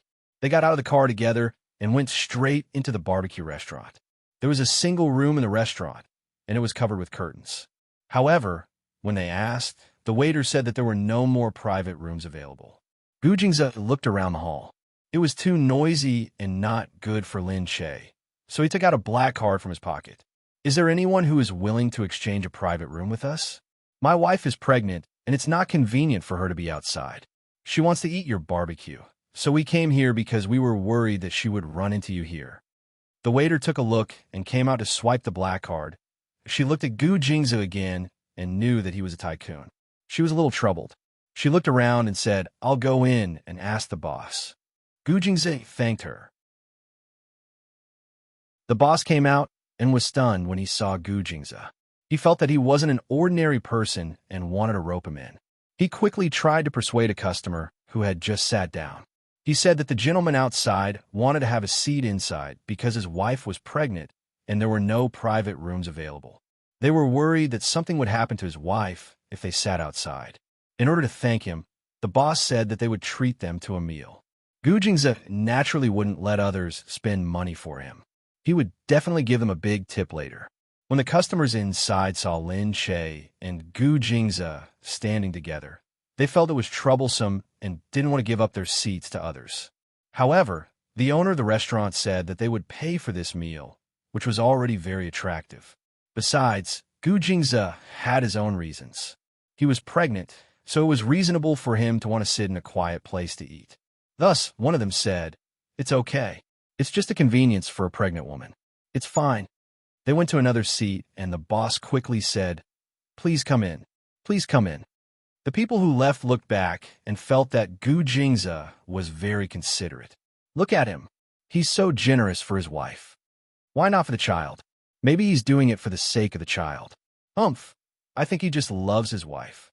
Come on. You think he's good just because he's handsome. This is a society that values appearance. Lin Che took the menu, sat down, and began to order. Although eating outside was often said to be unhealthy, eating this kind of food made people very satisfied. What should they do? Lin Che ordered a few plates of all kinds of barbecued meat and some vegetables for Gu Jingze. Lin Che ate very happily. It looked like he was in a completely different situation from before. Lin Che said, "It's really delicious." Gu Jingze said, "Next time, if you want to eat, just tell me." Lin Che waved his hand. "It's okay. Usually, even if I can't, I can make do." Make do? Gu Jingze looked at her. "I don't want you to make do. If you want to eat, just tell me. If I can't satisfy you with a little food, what kind of husband am I?" Lin Che looked at him. Although it was a small matter, the more trivial it was, the more you could see a person's heart. Many men like to say that although they weren't romantic enough in life and weren't considerate enough in the details, they would always be on their side in the big things. Didn't they give you all the money at home? They gave you everything. What else do you want? However, they just want a little bit of care. Perhaps they didn't even care about those big things. Only these small matters could let them experience a man's sincerity. If they were really sincere, there would be no difference between big and small matters. However, Lin Che had seen many men say that they were too busy working outside, so they couldn't think of these small matters, so they should just make do. Chapter 1108. You can make do with life, but sometimes you couldn't make do with life. There were countless lives in life. So, you couldn't just make do with life. Gu Jingze wasn't that kind of man. He wanted to do all the small things well before doing the big things. So, no matter what, he was always so attentive. Lin Che looked at him. She didn't know how she was worthy of his attentiveness, but she still enjoyed it. While eating, Lin Che said, "Actually, the one at home should be more suitable for you. This one is a little choking." Gu Jingze said, "Secretary Lan prepared it. It should be specially made by the company's chef. It should be healthier." "Yeah, I don't think it was roasted with this kind of charcoal." "That's right. It's not hygienic. Secretary Lan is more thorough. I don't think she would do that." Hearing him mention Secretary Lan, Lin Che asked, "Secretary Lan has been working for you for a long time." "Yeah, it's been a few years." He didn't remember exactly how many years it had been. He only knew that she was already there when the headquarters started. Lin Che said, "Then it seems like she's very capable. Otherwise, how could someone as harsh as you keep someone for so long? Just like Qin Hao, he's only able to stay by your side because he's so perfect at everything he does. She shouldn't be any worse than Qin Hao, right?" "Yeah, in terms of ability, she's not worse than Qin Hao. But she's a woman." Gu Jingze wasn't discriminating against women. He was just allergic to women. He couldn't help it. He couldn't have women around him. So, no matter how useful Secretary Lan was, she was still in S-City. She could work for him for so long without being sent away because she was always in S-City and couldn't get close to him. Otherwise, except for a few female secretaries, the rest of Gu Jingze's people were all men. Lin Che said, "It's amazing that a woman can do this." She wasn't discriminating against women. It was just that sometimes in some areas, men had their own advantages, so they could be more successful. Women had their own advantages in other areas, so they could be more successful in other areas. In the workplace, women had an innate obstacle. They thought too much and caused more trouble. Men, on the other hand, were more likely to deal with things as they were, so it was easier for them to get things done. This couldn't be helped. Most women were more sensitive than men. Gu Jingze nodded. "That's right, but she really didn't do enough this time." When he went back, he would definitely talk to the kitchen and fire a few chefs as punishment. The Gu family had a high salary, but it also meant a high risk. The risk was that if you were not qualified, you would be easily squeezed out by others. Everything had its pros and cons. This was true everywhere. In the past, the chefs of the Gu family who could stay were already the best. They were not only good at cooking, but also could meet the needs of the Gu family in all aspects.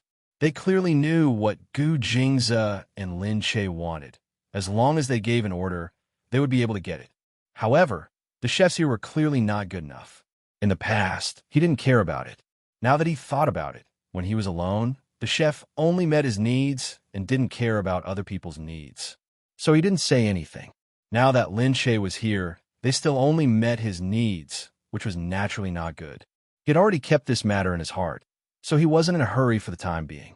Lin Che continued to ask, then she should be quite old after working in the Gu Corporation for so long.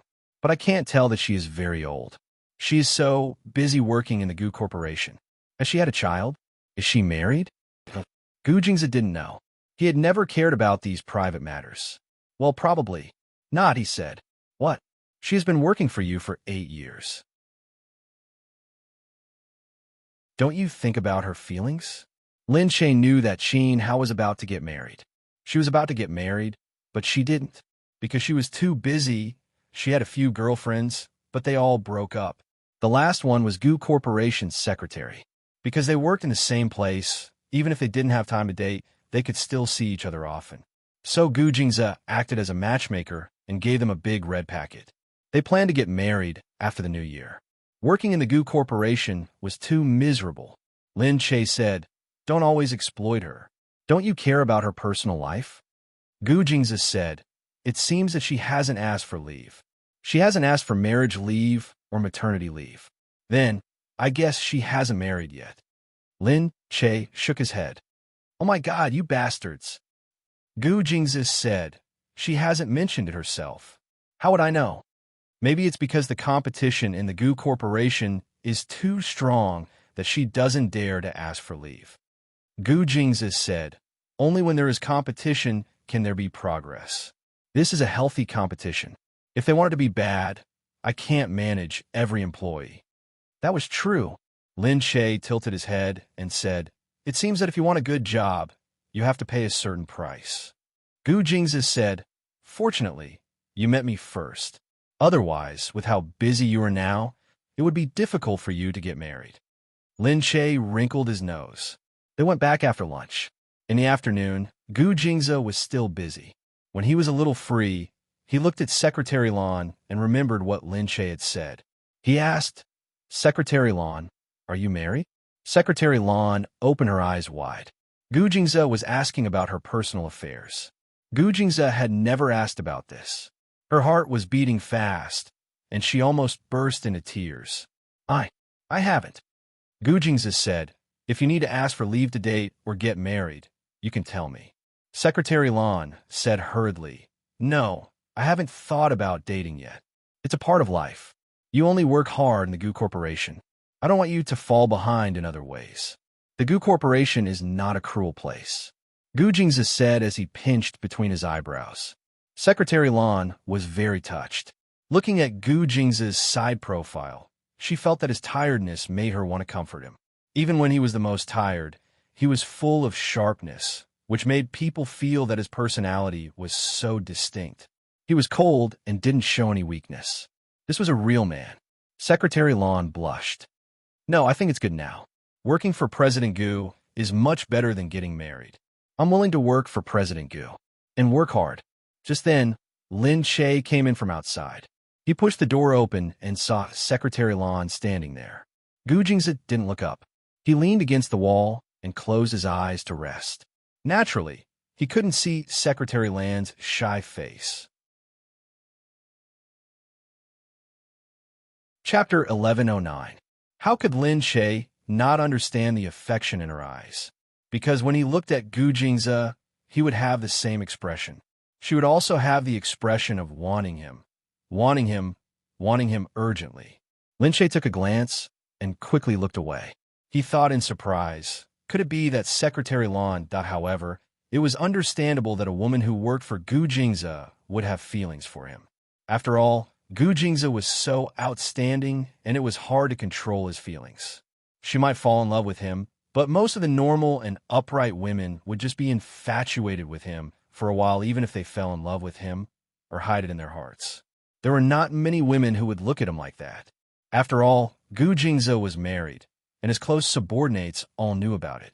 They also knew that Lin Che was Gu Jingze's wife. But Secretary Lan still looked at Gu Jingze with infatuation. This was not right. Lin Che shook his head and sighed. Gu Jingze was really a monster. He had captured the hearts of so many women. On the other hand, he felt uncomfortable. After all, Secretary Lan was by his side, but she was still coveting him. Her coveting was so obvious, and she even looked like she wanted to possess him. If you like him, then you like him. Why do you want to possess him? He is someone else's man. Secretary Lan immediately looked away and raised her head to look at Lin Che. She thought with a frown, what's wrong with the person outside? He came in without knocking. She didn't know that Gu Jingze's subordinates all knew Lin Che. When Gu Jingze did things, Lin Che never came in and out as he pleased. Gu Jingze wouldn't be angry when he saw Lin Che. Instead, he would be very happy. As time went by, they naturally understood that Lin Che could come in and come out whenever he wanted. They didn't care.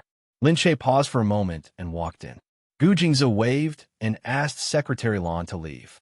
Lin Che looked at Gu Jingze and then turned to look at Secretary Lan. What are you talking about? Gu Jingze said, I'm following your orders. I'm caring about my subordinates' personal affairs. Oh, so what? She said she wants to devote her time to her work. Was it dedicated to work or dedicated to him? Lin Che narrowed his eyes. He did feel uncomfortable, so he didn't hide it and asked Gu Jingze directly, Is she interested in you? Gu Jingze was stunned. Then he laughed out loud. Lin Che was baffled by her laughter. Hey, what are you doing? Gu Jingze said, Are you jealous? He pulled Lin Che into his embrace. Lin Che was pulled by him and sat on his lap. She patted his shoulder. Don't be like this. It's too heavy. It is, he said, looking at her. Lin Che said angrily, What did you say? He could say he was heavy, but others couldn't. Every woman was like this. Gu Jingze looked at her and said, Because you are my entire weight, so of course you are heavy. In an instant, Lin Che's heart rose from the lowest point to the highest point. My heart is about to melt. Did this man know that he was already a demon? If he said some more demon words, his demonic aura would soar to the sky and he would die. Lin Che leaned against him and laughed. But after a while, she didn't forget about Secretary Lan. She said, Anyway, women have a woman's intuition. I just think that Secretary Lan still likes you. Impossible. Men were much slower than women when it came to this kind of thing. He said, She's only doing it for work. We only see each other a few times a year. Even if we don't see each other a few times, it won't stop her from liking you, she said. Gu Jingze pinched her nose. Although you're being jealous, I still like it when you're jealous. What jealous that he still didn't believe it. Lin Che couldn't be bothered to save his EQ, so she didn't say anything. After being intimate with him for a while, they went to rest together. The next morning, Gu Jingze went to work again. Lin Che packed up and went out. She went to his office to wait for him. He was in a meeting as usual. Lin Che went to his office and saw Secretary Lan come in to do something. She said calmly, Secretary Lan has been really busy these few days. Thank you. When Secretary Lan looked at her, his gaze was completely different. She could naturally tell. When he was with Gu Jingze, he was so considerate, so thoughtful, and so willing, as if he was willing to give his heart and soul to him. But when he was with her, his world was turned upside down. His smile was insincere. Although the other employees weren't that close with him, they definitely wouldn't have such a big conflict. Lin Che said, Is Gu Jingze busy? Secretary Lan said, Madam, President Gu went to see the doctor. He's not feeling well. See the doctor? Lin Che said in surprise. What's wrong? Secretary Lan said, He probably ate something bad and his stomach isn't feeling well. Lin Che's heart skipped a beat. She looked up at Secretary Lan. She smiled. Secretary Lan, if you have something to say, just say it. Do you think that it's inappropriate for me to take President Gu out for a meal yesterday? Secretary Lan looked at her. Madam, I don't mean anything else. It's just that President Gu is busy with meetings these few days, and it's really not suitable for him to eat too much food. Moreover, President Gu is very picky with his food, and his stomach is very fragile. He doesn't like messy food. Lin Che was even more surprised.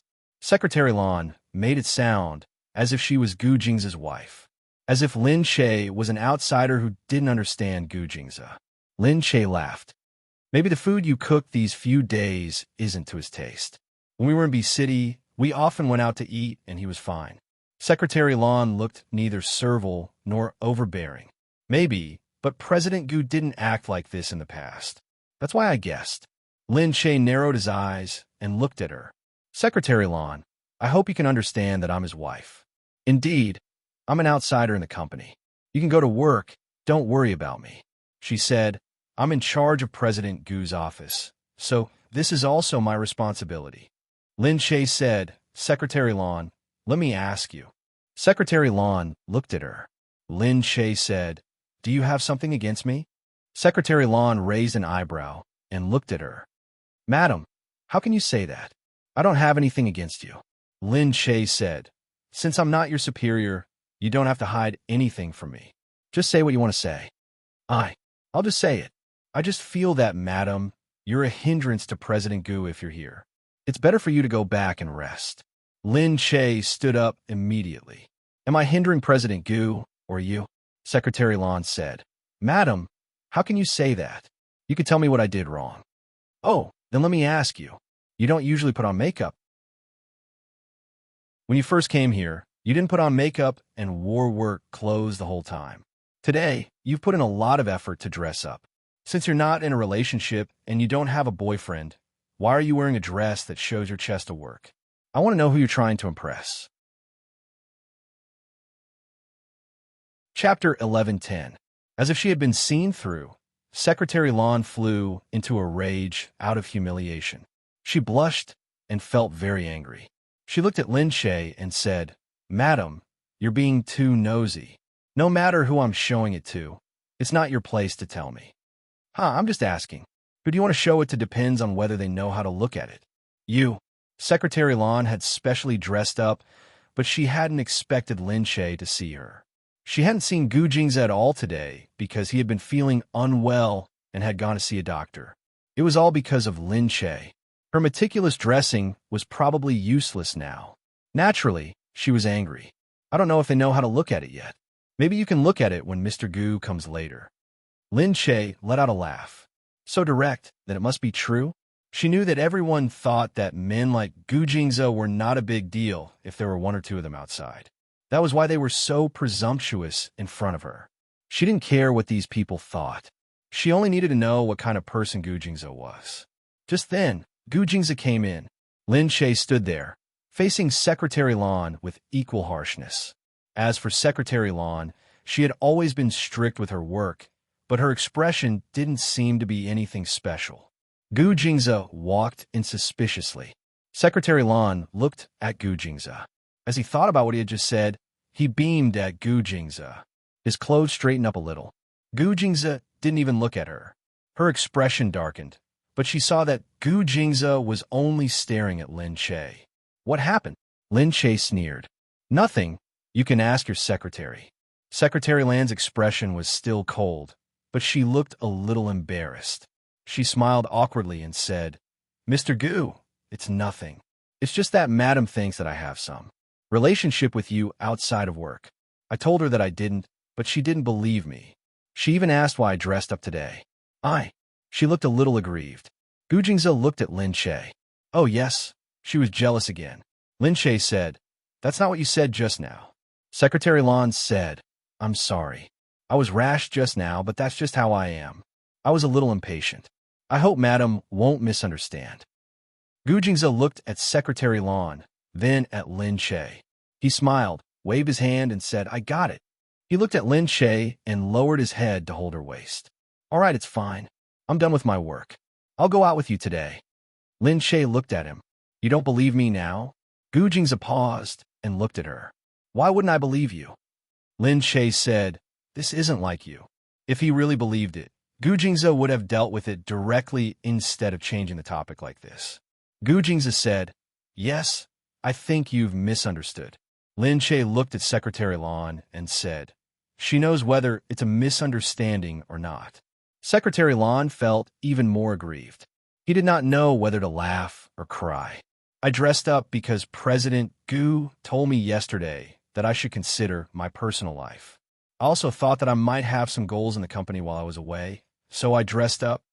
Huh, that's really Gu Jingza said, all right, Secretary Lon, you can go back first. Secretary Lon glanced at Lin Che. The meaning of this glance was self-evident. He looked like a winner, which made Lin Che feel even more depressed. After Secretary Lon left, Lin Che looked at Gu Jingza and said, "You really don't believe me." Gu Jingza frowned. She's indeed a little sharp-witted. I'll tell her if she was disrespectful to you. S City was different from B City. The way people conducted themselves was different. People here prioritized work and efficiency. They didn't know how to behave. Gu Jingza understood this, so he thought that Secretary Lon might have offended someone because of this. However, Secretary Lon had always done his job well. He thought that Lin Che might be jealous because he was too sensitive. It didn't matter if he was jealous. Any woman would be jealous. He would coax her and it would be fine. However, Lin Che saw his hesitant expression and didn't say anything more. He just let go of Gu Jingza and said, "All right, you rest first. I heard that you went to the hospital. Have a good rest. I'm going back to rest too. I'm a little tired." Lin Che, "Let me be alone." "Thank you," Lin Che said. Although Gu Jingza wanted to go, he didn't follow her when he heard that she wanted to be alone. Lin Che walked out.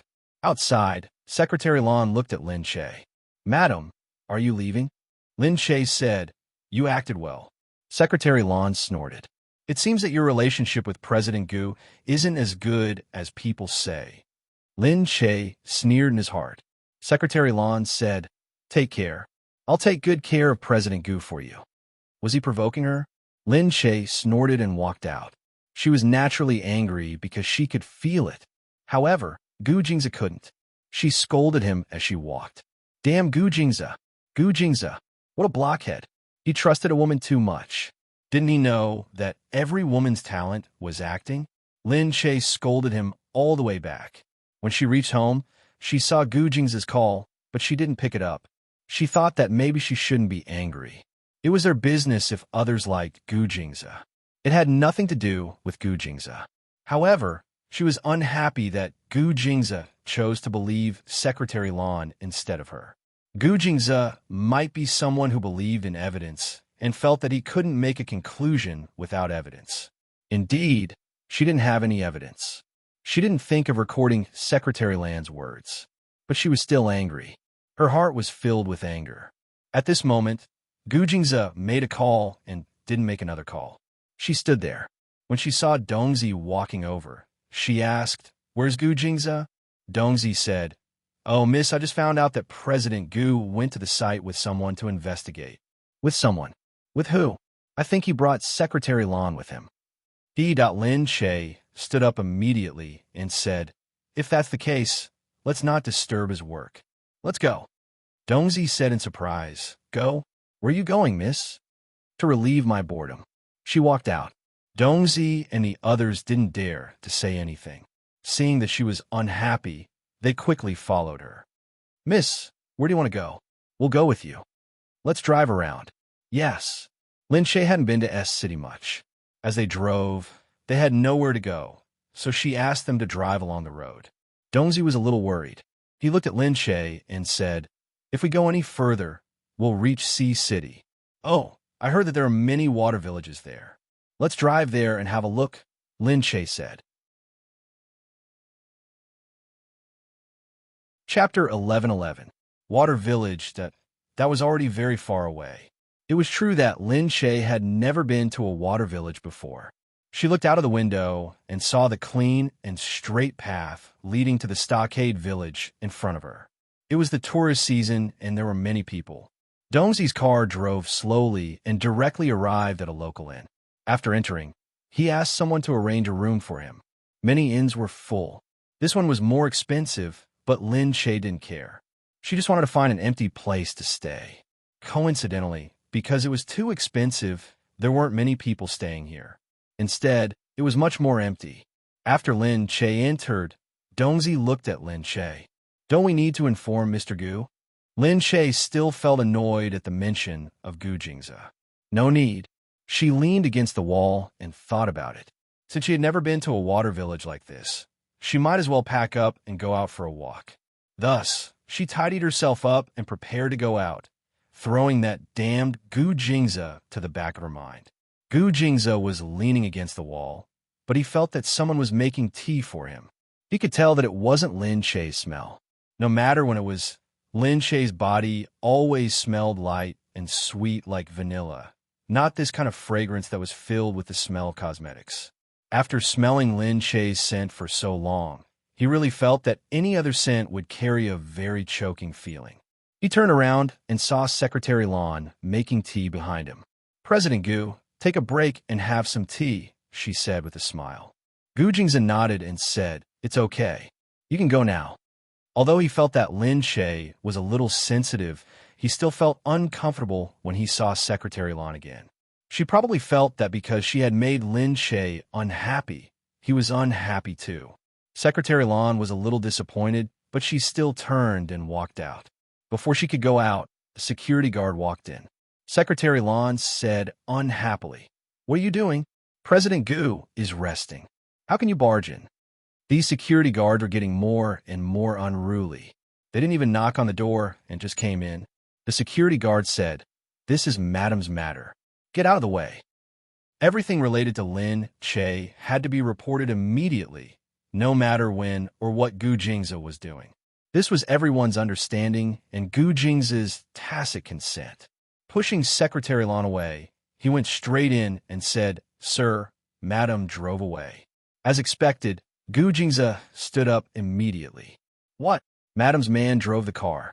He said he was going for a ride, but he drove all the way north. Now he's staying in Fengqing Town. Fengqing Town was a popular tourist destination. It was very famous in the country and had a lot of people.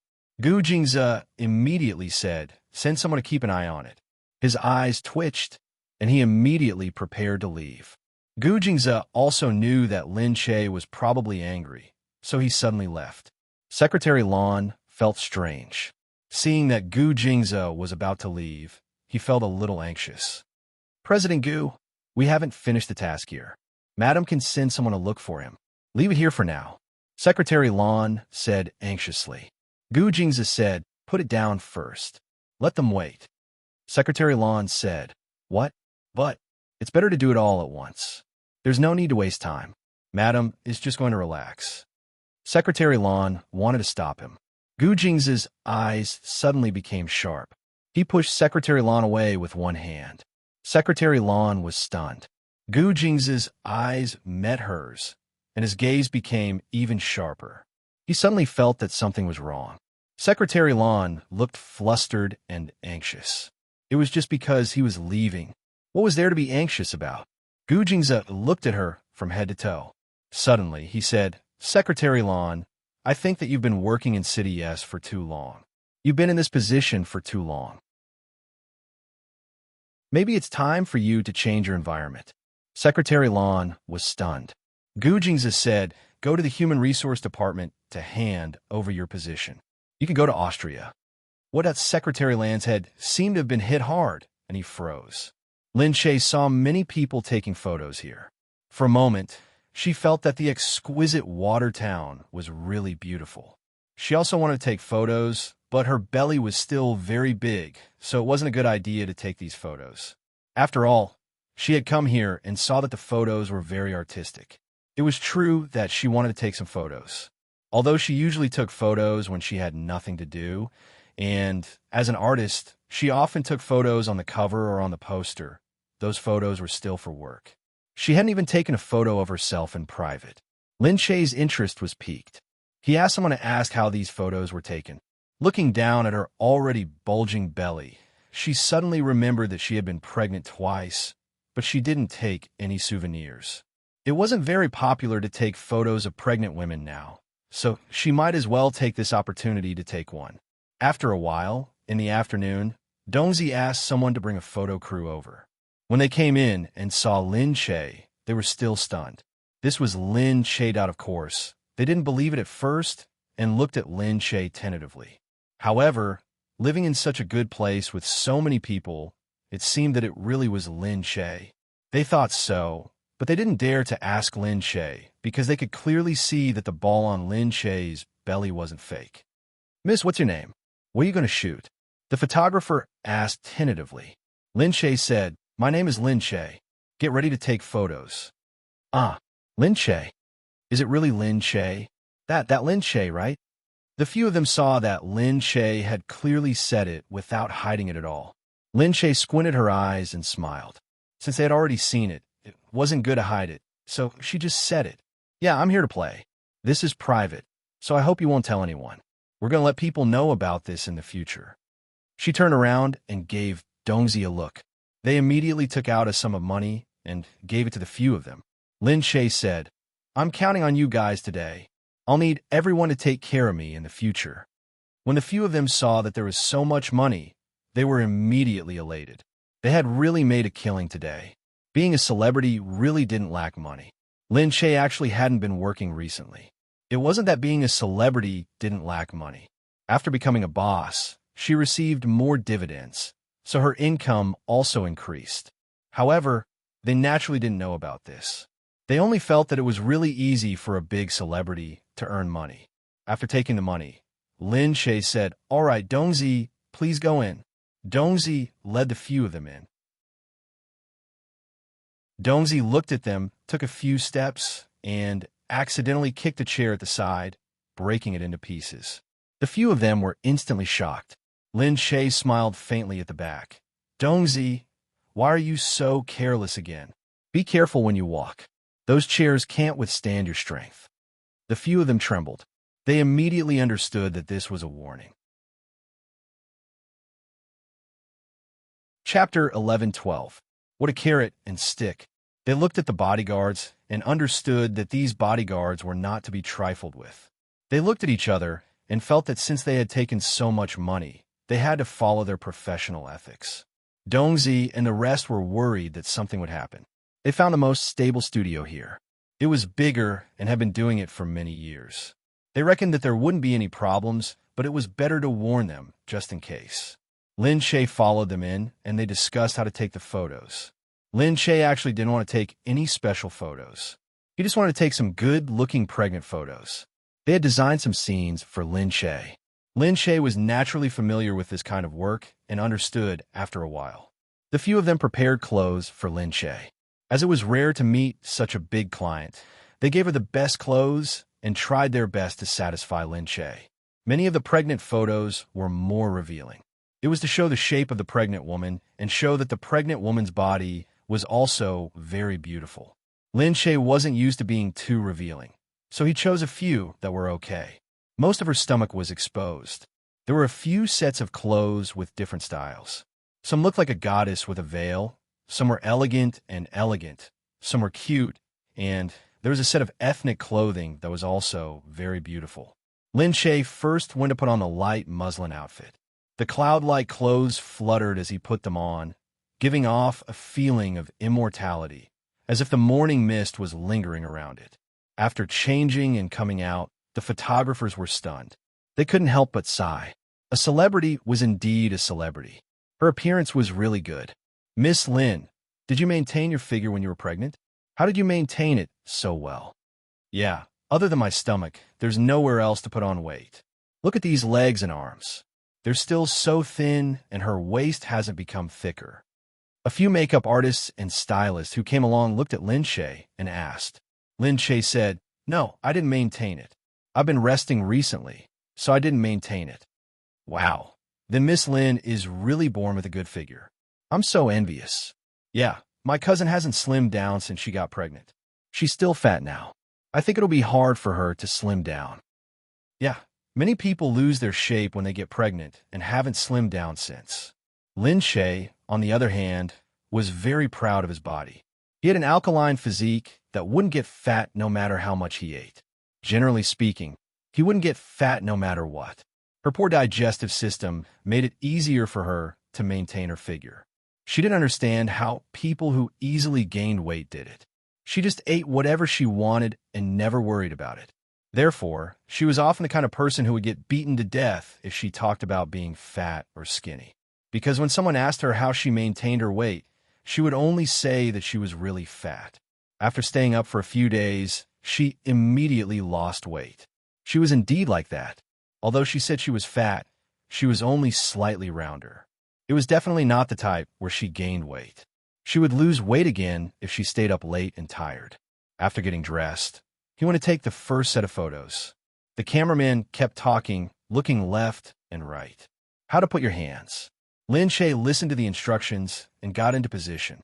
Because of his good figure, his every movement was like a painting. The photographer quickly got the image he wanted. At that moment, he felt that he would be finishing work early today. This money was really easy to earn. After taking the first set of photos, they went outside to continue shooting the outdoor scenes. This time, she was wearing an ethnic costume. Wearing the ethnic costume, she was as pure as a little girl in the misty rain of Jiangnan. Her whole body exuded a strong sense of poetry. Lin Che had always taken photos of older women. He rarely took photos of younger women.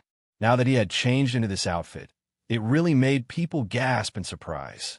Lin Che's image was still very moldable. Everyone was still watching and preparing to take photos of her. Unexpectedly, they felt some movement over there. It was a relatively large movement, which made the people from the studio look over curiously. There's so many people here. What's going on? Someone exclaimed. Then, he felt a group of people rushing over. Before he could even react, the black-robed men had already surrounded the place. Everyone screamed and gathered together. They stood together and looked at the people who had broken in. It was as if something big had happened, and they had directly surrounded the place. What's going on? What happened? Who are these people? Could it be that we've done something wrong?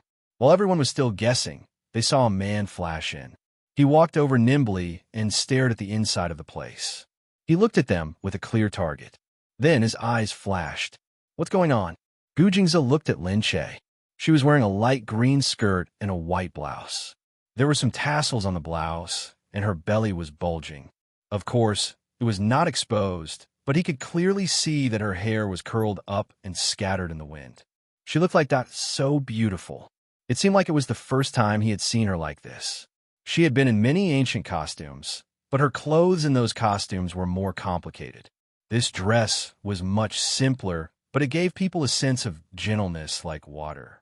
Her wide sleeves were spread out, and her slender hands were gently placed under them. She had matching makeup on her cheeks. She looked fresh and lovely, which was amazing. Gu Jingze said, what are you doing? There were so many people around. She was so beautiful, but she was being stared at by so many people that Gu Jingze's heart was instantly filled with jealousy. Lin Che said in surprise, why are you here? Why did Gu Jingze suddenly come at this time, and with such a big entourage? Gu Jingze walked over immediately. Looking at these people, he glared at them and came to Lin Che's side. How could I not come when you came here? He said. Lin Che was surprised and suddenly realized that she had come out to relax after being angry with him. She pulled a long face and took a step back, saying, What's wrong with me coming here? I'm taking pictures. Stay away from me and don't waste my time. Taking pictures? Why would you take pictures for no reason?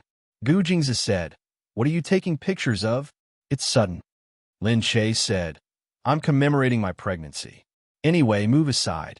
I have to finish taking pictures in the afternoon, and I still have a few sets of clothes. Commemorating her pregnancy? He had never heard of such a thing and looked at Lin Che in surprise. Of course, he agreed with her if she wanted to commemorate her pregnancy. But why did she come here to take pictures? And what kind of photographers were they? They didn't look professional at all. He felt that it was too perfunctory. Chapter 11:13. Gu Jingze looked at her and said, I'll get you a team to help you. Lin Che looked at him and said, It's okay. I'm already halfway through. Besides, I think they're doing a good job. Gu Jingze said, They're so unprofessional. Lin Che snorted and said, Yeah, they're not professional.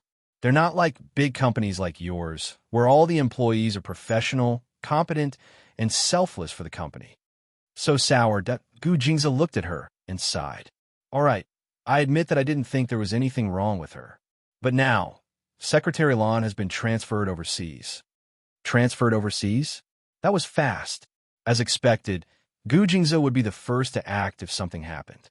Hence, he really didn't believe Lin Che and thought that Lin Che was just fooling around.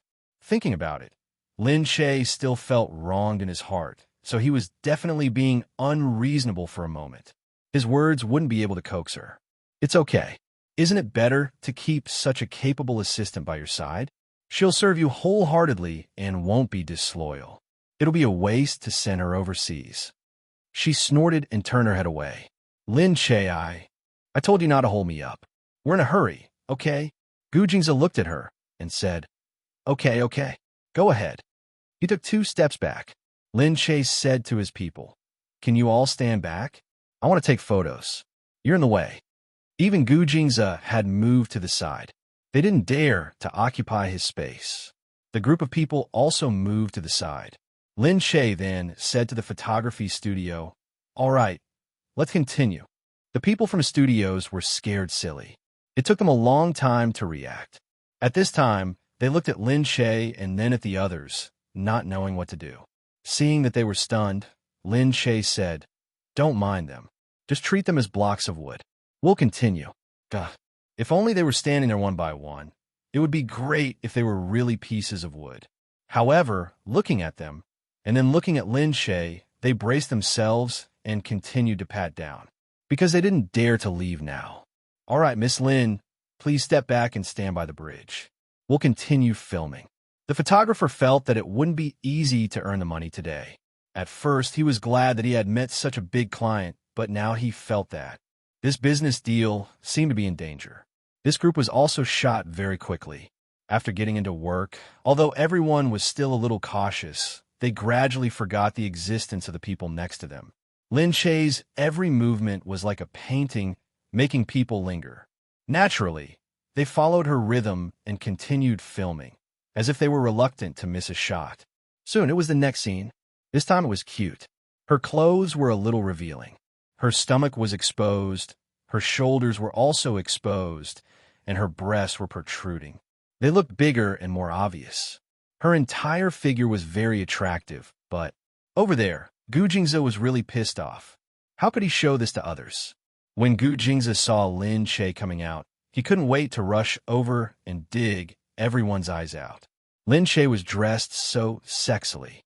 She was so sexy that just one look at her made one feel like vomiting blood. But there were so many people at the scene. Because Lin Che often filmed and photographed, she felt that the designers were actually very professional. They wouldn't scream just because a little flesh was exposed. Moreover, it was only her stomach.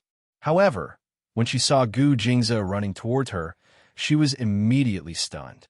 Gu Jingze directly grabbed her arm and pulled her inside. Gu Jingze, what are you doing? Let go of me. Lin Che shouted and pushed Gu Jingze's hand away. Gu Jingze only let go of her after he had pulled her inside. Change your clothes, he shouted.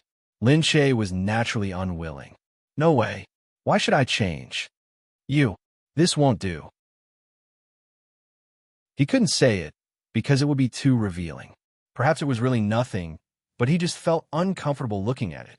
Lin Che said, What's wrong? Do you dislike my stomach and don't want me to show it? Of course not. That how could he dislike it? He couldn't stand other people staring at her.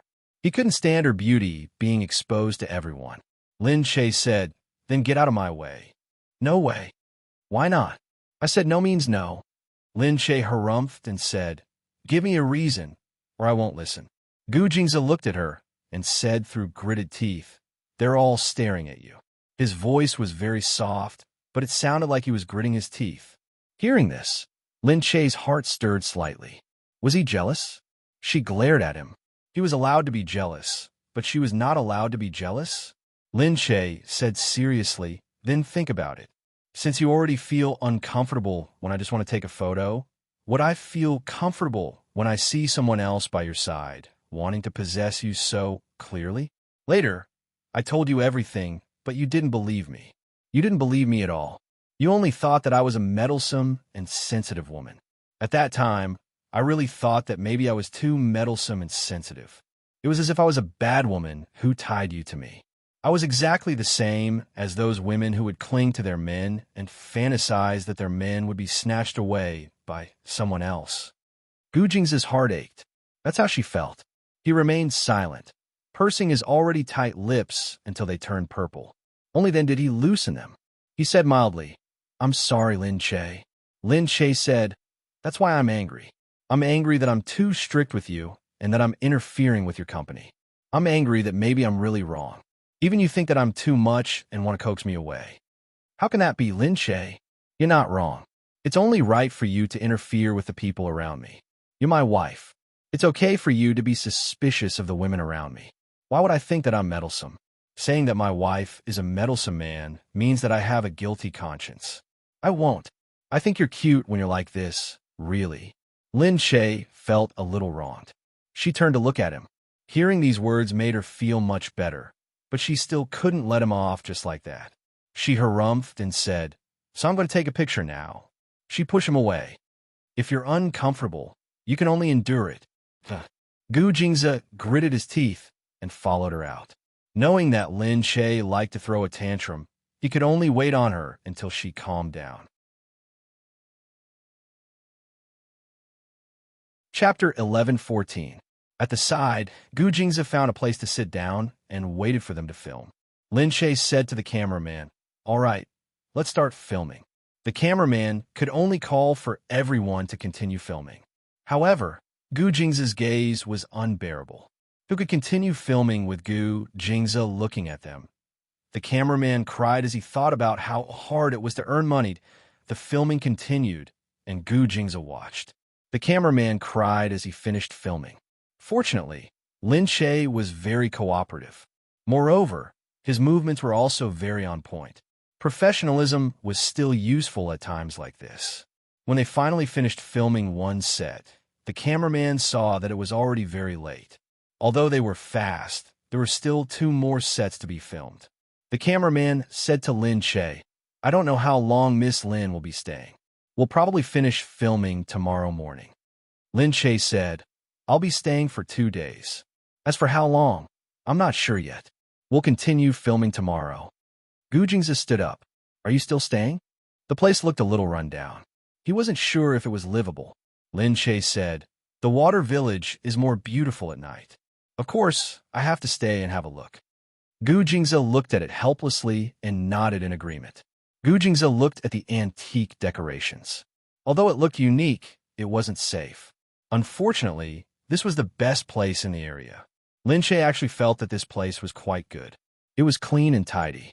It wasn't much more expensive than outside. There were many inns in the scenic area now, and the competition was high. Hence, everyone tried their best to look good and unique to attract customers. This was one such place. There were gatherings in the day and banquets in the evening.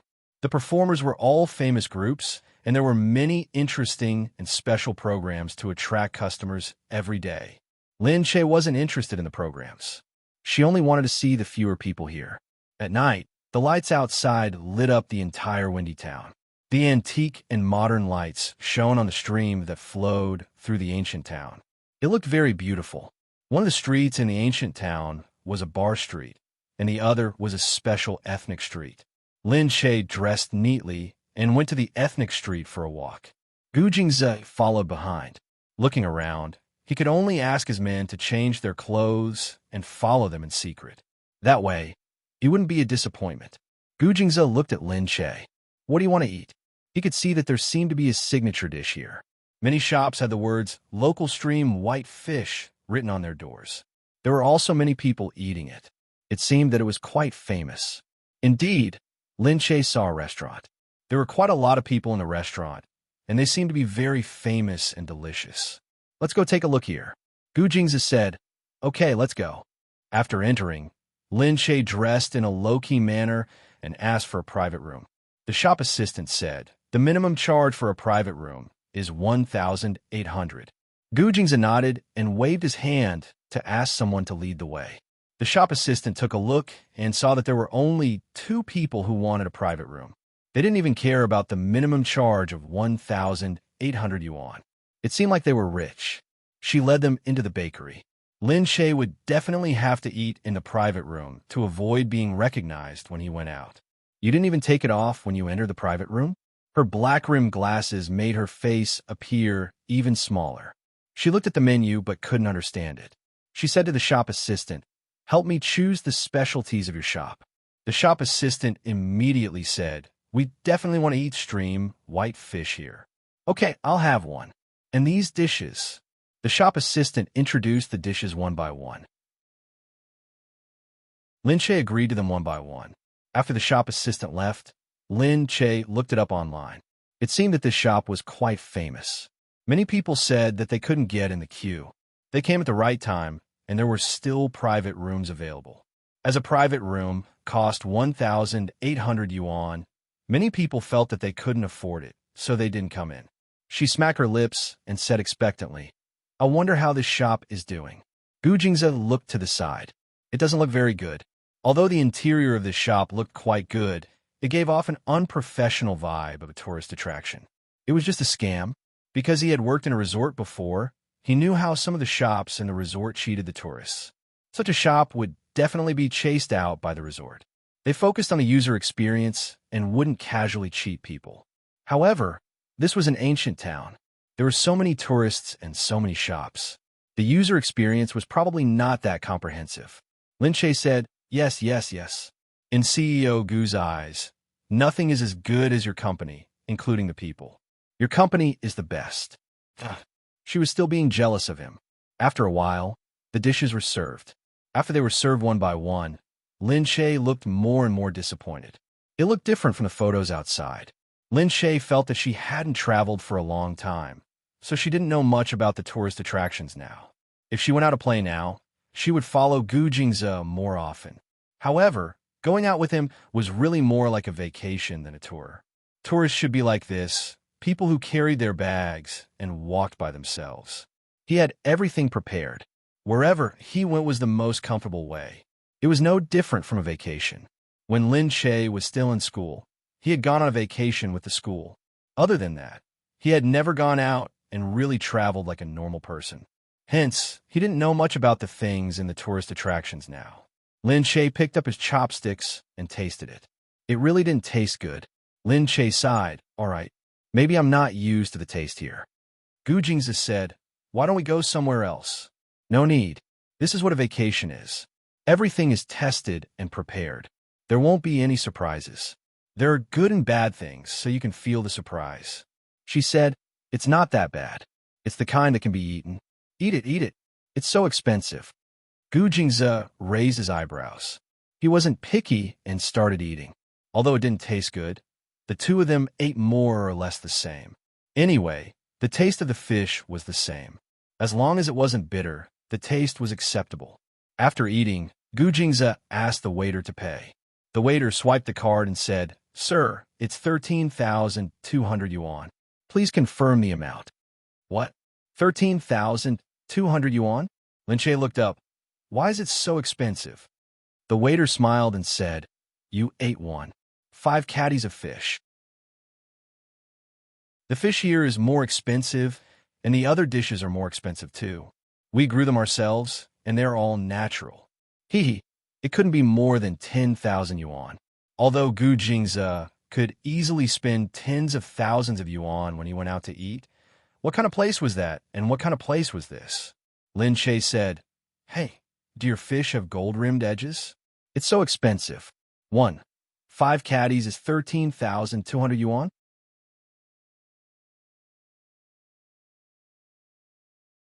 Chapter 11:15. The waitress knew that they would ask this question, so she smiled and said, "We still have vegetables." "Vegetables?" Lin Che pulled a long face. He felt that he had been cheated. She said, "I think it's too expensive. Does the Bureau of Commodity Prices know about this?" The waitress chuckled. When she went out just now, she told the boss that 2 rich people had come to the restaurant and wanted a private room. They didn't mind spending 1,800 yuan for 2 people. When the boss heard this, he thought that they were lambs waiting to be slaughtered. If they didn't mind spending 1,800 yuan at once, they wouldn't mind spending more.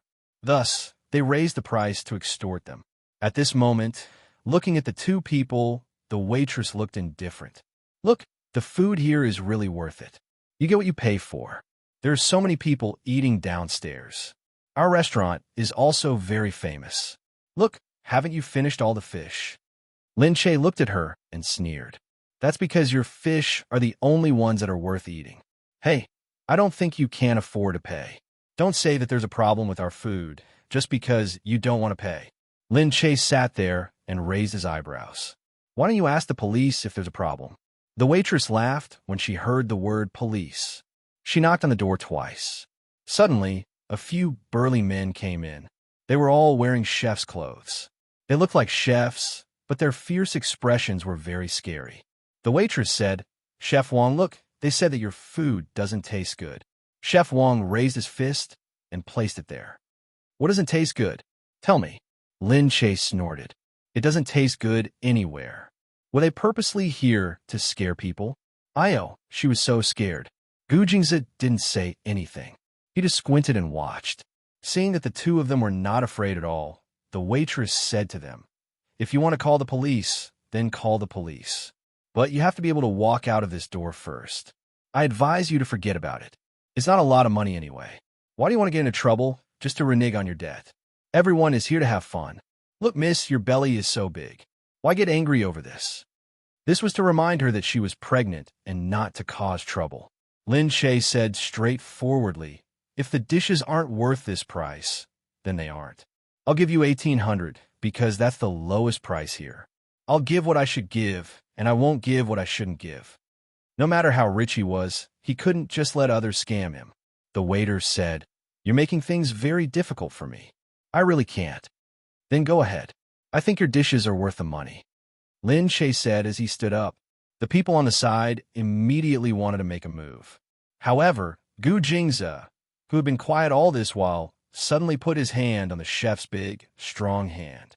The waiter hurriedly retreated, thinking that a fight was about to break out. Unfortunately, there was no need for that at all, because Gu Jingzi had already bent the big, thick hand with one hand. In a moment, the chef howled and fell to the ground. This man actually had some skill. Only then did they understand why this woman was so confident. Maybe it was because her man knew some martial arts.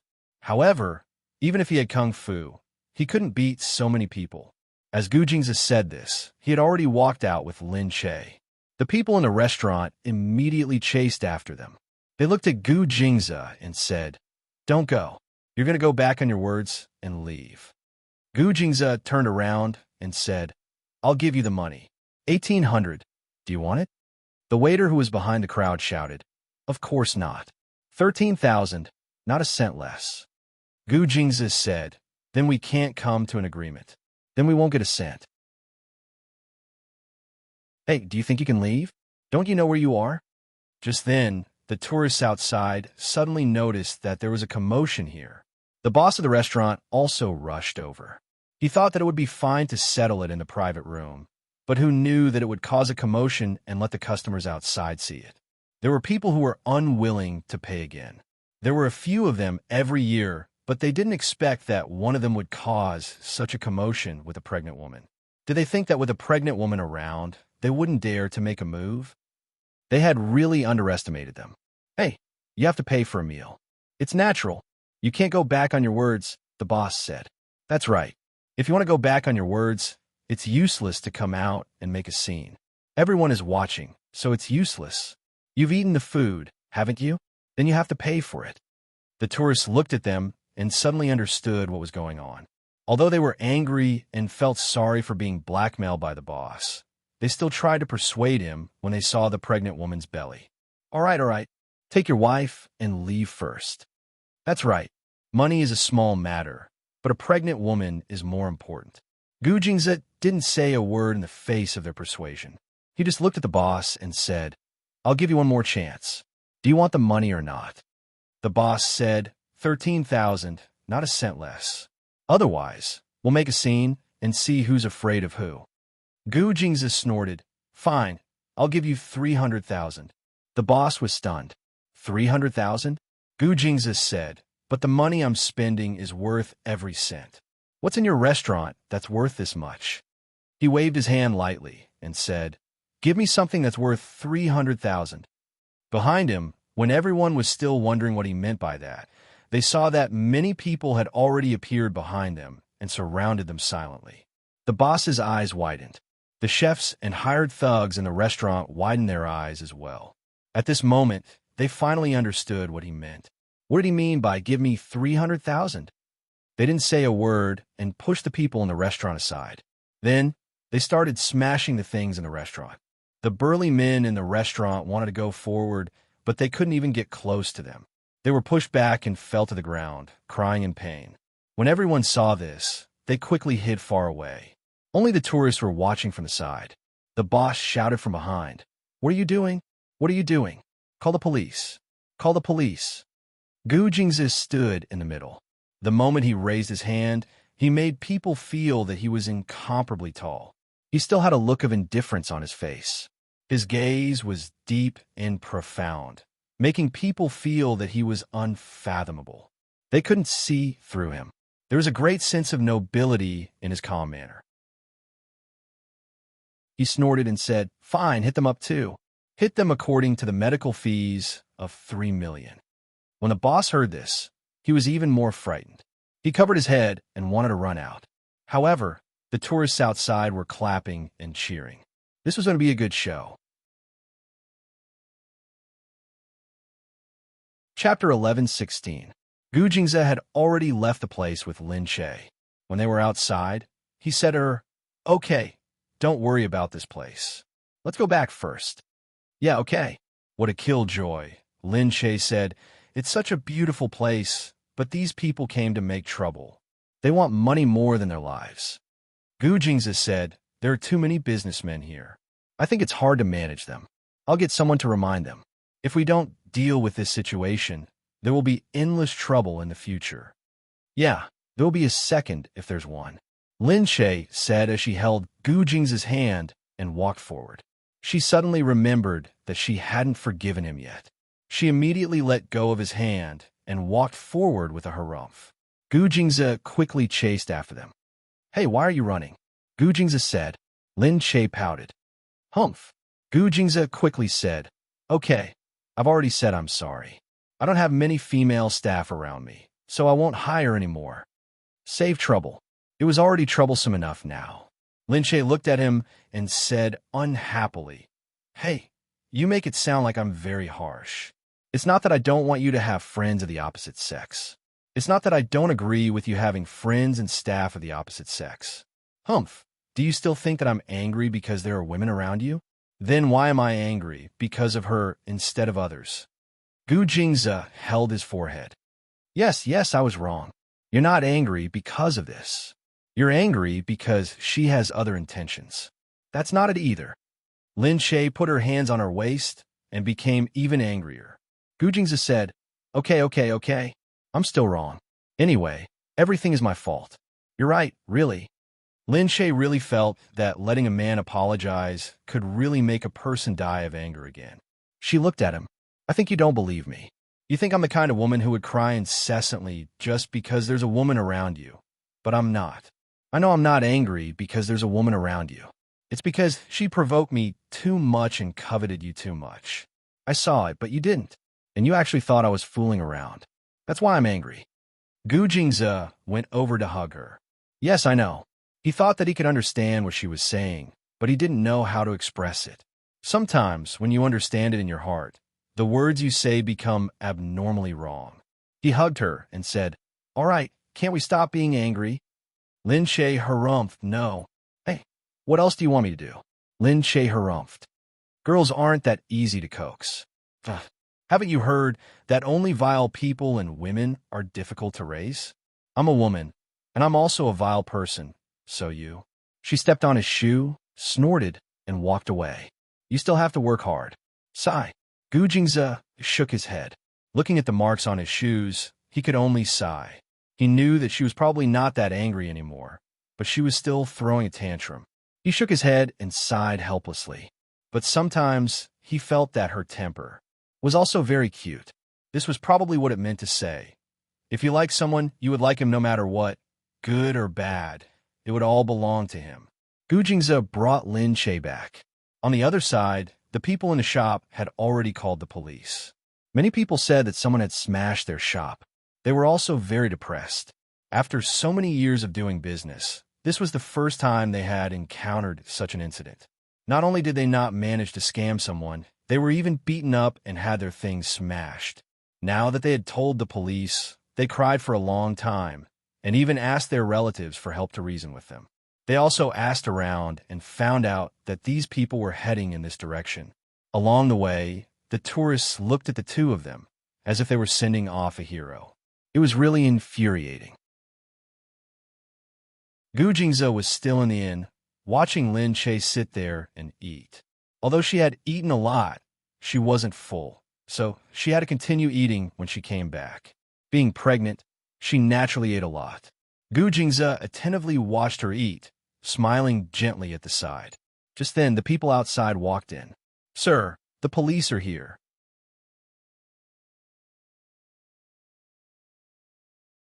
Chapter 11:17. He snorted and went to call the director. After a while, the director came. "Director, it's inside. Take a look." The director snorted at him and looked very unhappy. After a while, no one knew what happened inside. They only knew that the director came out and said to Gu Jingze, "Have a good rest. We won't disturb you anymore. We'll take good care of that problematic restaurant. This kind of thing happens in the scenic area, but it's not common. Don't worry, we'll organize a special investigation team to investigate this kind of scam. You can rest now." Everyone was confused. They watched as the director came out hurriedly. Once he came out, he waved his hand and said, "What are you guys doing? How can there be such a scam restaurant? Hurry up and fix it. We don't have to do anything this month. If there's still a restaurant like this, we'll investigate it in a month. If there's still one, you guys can just wait for the class to end." The group of people left hurriedly. Inside, Gu Jingze said to Lin Che, "Are we still going to stay here tonight?" "Yeah, it's pretty good here," Gu Jingze said. "Okay, I'll ask someone to go in and clean it up." He asked someone to go in and disinfect the place. He felt that a hotel in a scenic area with a lot of people might not be thoroughly disinfected. After everything was done, Gu Jingze brought Lin Che in. At night, there was a good song and dance performance in the hotel. Lin Che had nothing to do, so he went to have a look with Gu Jingze by his side. The female owner also went on stage during the song and dance performance. She was said to be a famous singer here and was loved by many people. She used the money she earned from singing to open a good hotel, which attracted a lot of people. It was expensive because of her fame. They watched as the woman sang one by one around the audience. When it came to Gu Jingze, she looked at him with a smile. Her eyes were seductive, and the garland was placed on his neck. Gu Jingze said, "Thank you." He took the garland off his neck and passed it to Lin Che. The female owner was a little disappointed. She looked at him silently and walked away. Lin Che was speechless. She flirted with him wherever she went. Gu Jingze was really not suitable to go out. Lin Che and Gu Jingze went back after watching the song and dance. As she walked along, she looked at the garland and said, "Here, they gave it to you." Gu Jingze said, "What's mine is yours. I'm giving it to you." Lin Che giggled and said, "Aya, traveling is quite tiring. I'm so sleepy." Gu Jingze said, "Then go to sleep." Actually, this wasn't really a vacation. She didn't really stroll around. However, her body was getting heavier. She had encountered a lot of things today and felt a little tired. Soon, she lay down to rest. She looked at Gu Jingze and asked, "Aren't you going to sleep?" Gu Jingze said, "I'll sleep later. I still have work to do." Lin Che said, "You suddenly came here. Did you leave behind a lot of work?" "No." However, at this moment, Gu Jingze suddenly heard someone knocking on the door. "Come in." "Sir, Secretary Lan is here." Lin Che was stunned. Gu Jingze narrowed his eyes. "Just let her do her work." The subordinate said, "Secretary Lan said that if she doesn't see you, she will wait for you." Gu Jingze frowned. Lin Che said, "Then go and see her. It's not good to keep her waiting." Gu Jingze took a breath and looked at Lin Che. "All right, no matter what, she has been in the Gu Corporation for so many years." He really went. Lin Che watched Gu Jingze leave.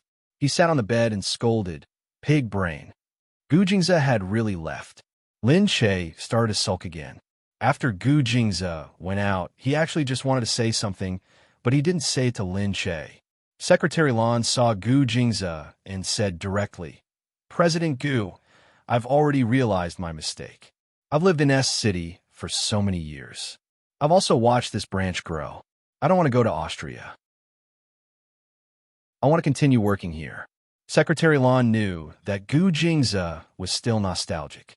After so many years, the people who were close to him had never changed. If it weren't for her, she would probably stay here for a long time. Gu Jingze looked at Secretary Lan. "If you don't go to Austria, I will choose another place for you. How about Dubai?" I don't want to go, President Gu." "South Africa, then." "President Gu." Secretary Lan shed 2 streams of tears. "I was really wrong.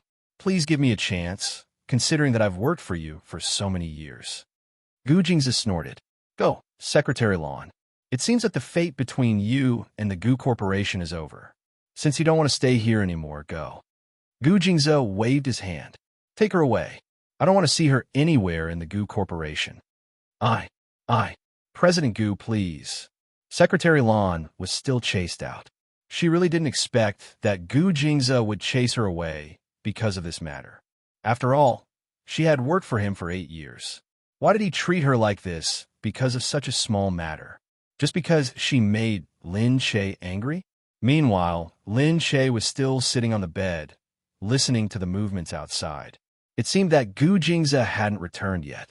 She wondered why Secretary Lan was here. He must be here to beg for mercy. What about Gu Jingze? Did he let her stay here just because Secretary Lan came here on her own initiative? She thought that even if Secretary Lan stayed, she probably wouldn't dare to. But she was an annoying person, so she felt annoyed just thinking about it. Just then, she heard a knock on the door. Thinking that it was Gu Jingze, Lin Che jumped out of the bed and opened the door. The person at the door turned out to be the owner of the inn.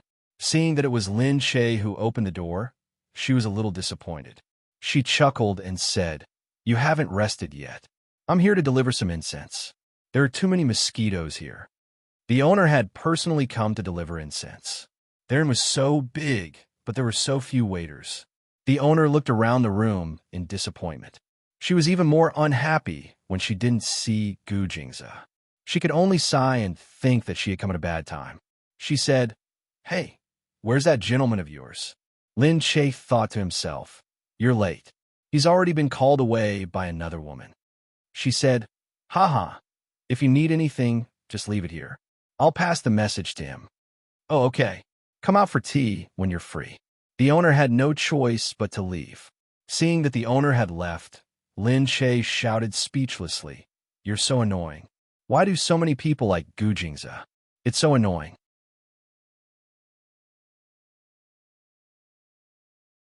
Chapter 11:18. After the events of the past 2 days, Lin Che felt that she was not as ugly as Gu Jingze. He was a super annoying nouveau riche. It was better if he was despised wherever he went. Anyway, she liked Gu Jingze. She didn't care if he was ugly or not.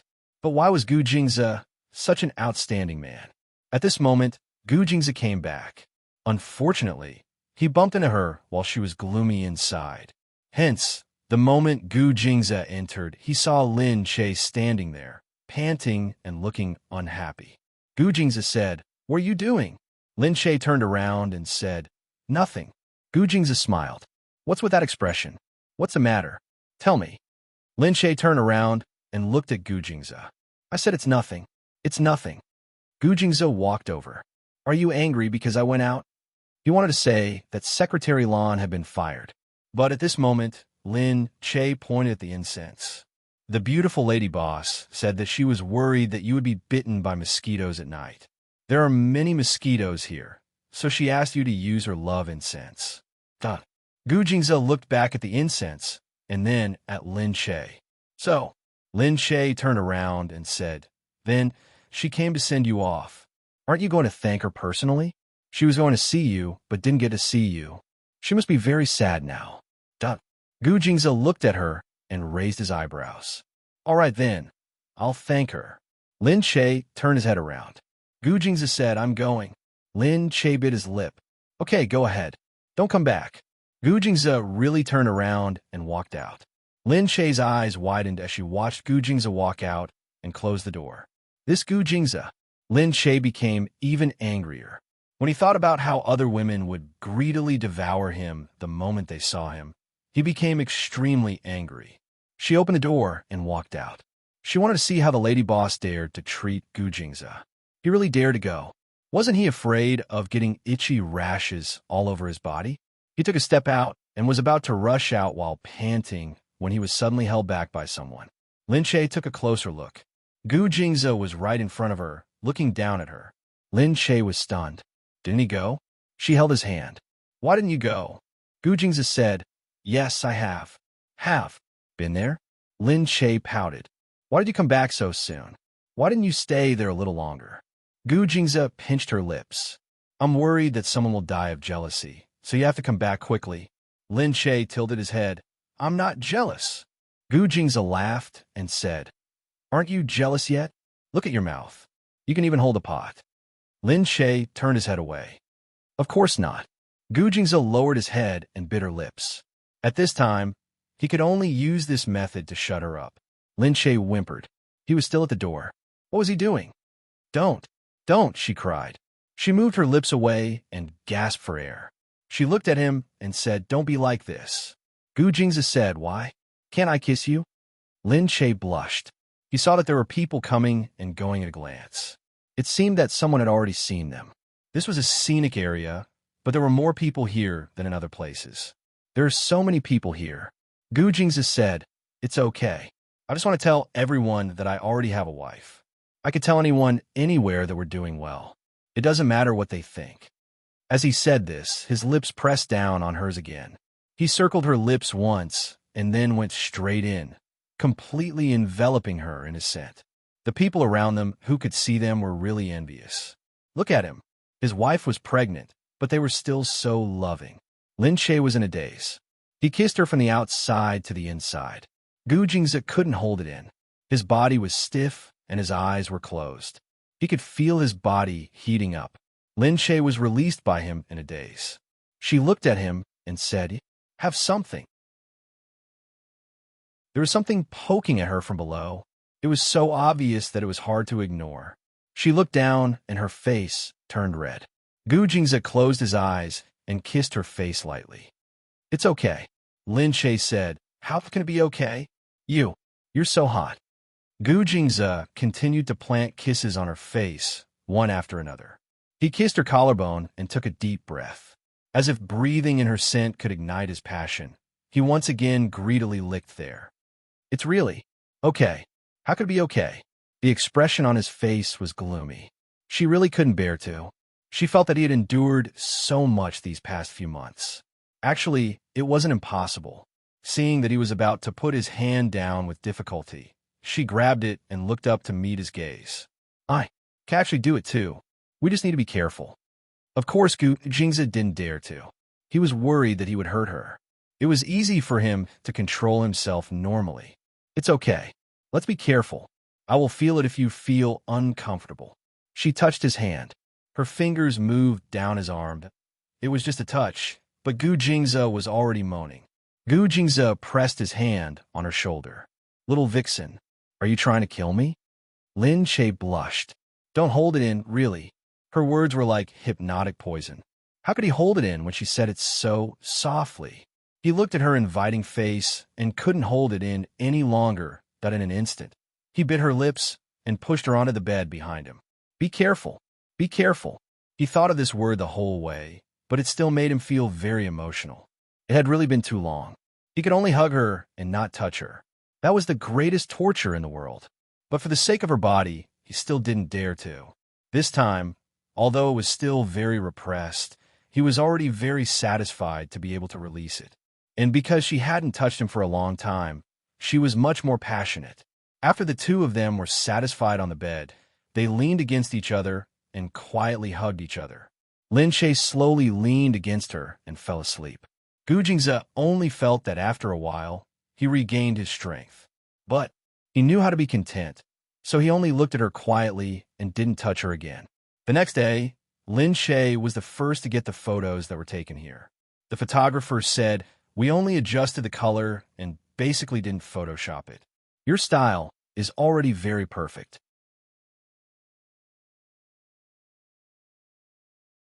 Chapter 11:19.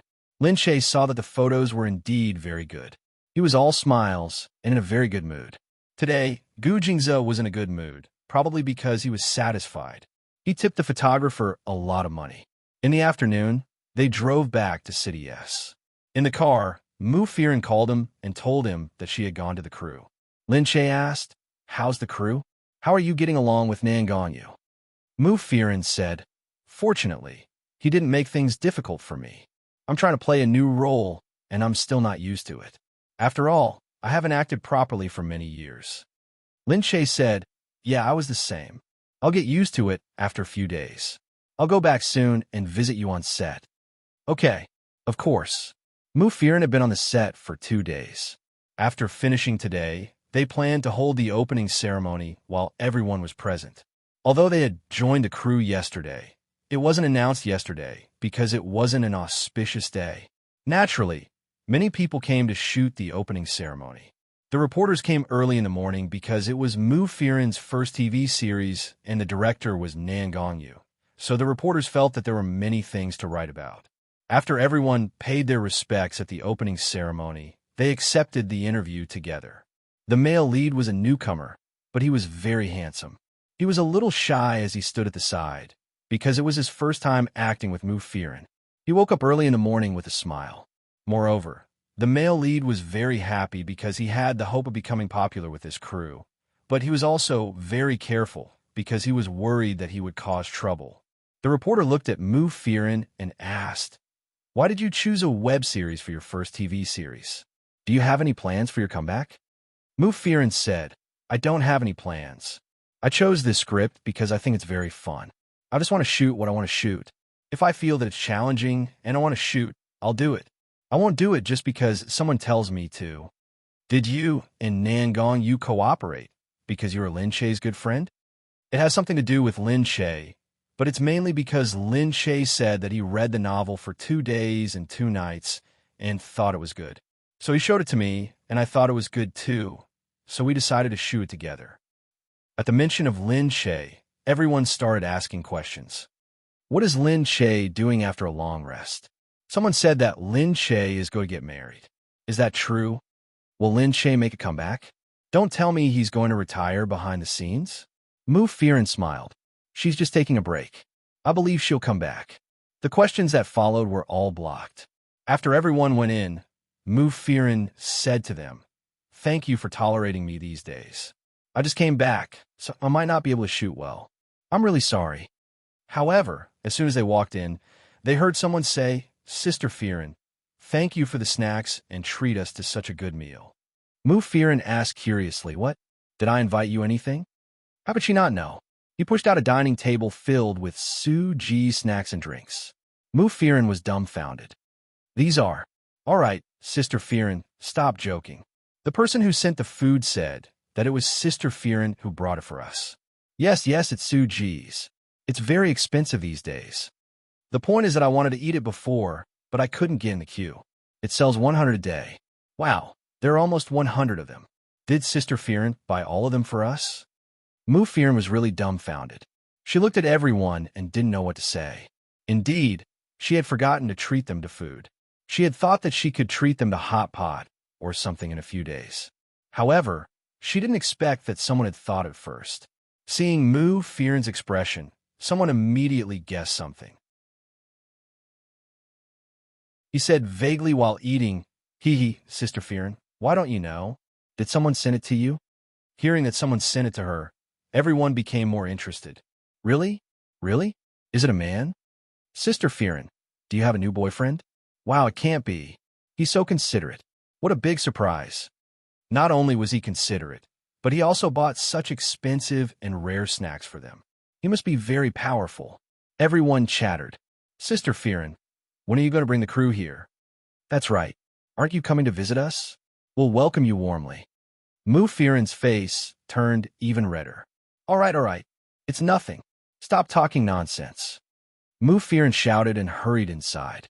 But looking at the snacks, she really didn't know what to say. Mu Fearon only thought of one person.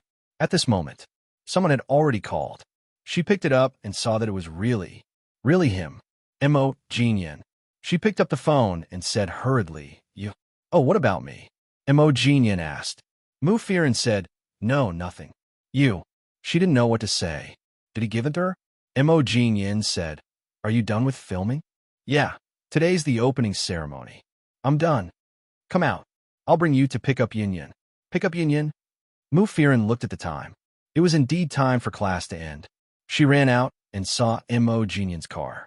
She hurried inside. Mo Jinyan looked at her. "Did the filming go well?" Mu Fearon sighed. "I'm still in the mood.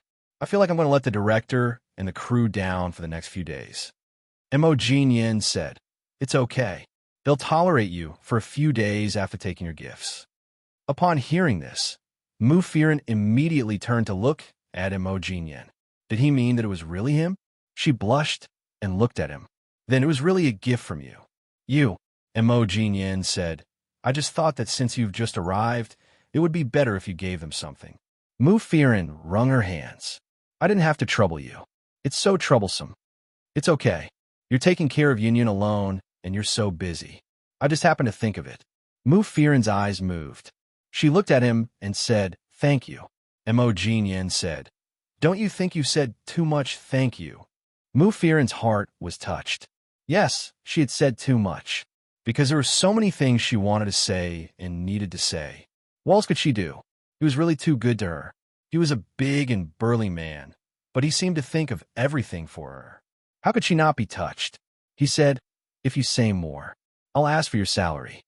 Mu Fearon laughed and said, Okay. I'll pay you. How much do you want?"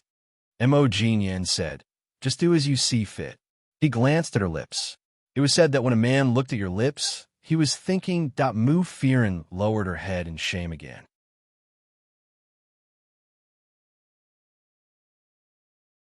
Chapter 11:20. But then, she thought of something and looked up. I heard that Suji snacks are very hard to buy. It costs 100 cents a day. Did you decide on it beforehand?" She thought that perhaps this kind of snacks could be ordered beforehand. He said, "Oh, that's easy." She looked at him and he said nonchalantly, "There's no need to order beforehand." "Oh, really? Maybe it's easier because of your status." "Anyway, they said that we can't buy it." Mo Jinyin said, "I asked someone to go over early in the morning and told him that I wanted it all. He didn't want to give it to me, but I asked him if he would give it to me or if I would tear down his shop and throw it into the rubbish bin. He gave it to me in the end."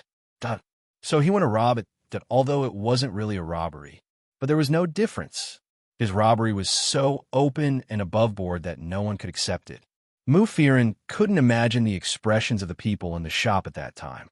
They probably looked like they were fucked but didn't dare to say it out loud. Mu Fearon said, "Next time we can give them something easier to get. They will be very happy." "Oh, what? I haven't given so many before. Tell me about your previous experience," he said. Mu Fearon thought about it. She wanted to say lamb skewers, but she was afraid that he would grill a few sheep at once. She wanted to say hot pot, but she was afraid that he would build a hot pot restaurant there. She could only say, "Forget it. It's nothing." It was better not to make things difficult for him, lest he cause something worse than robbing the shop.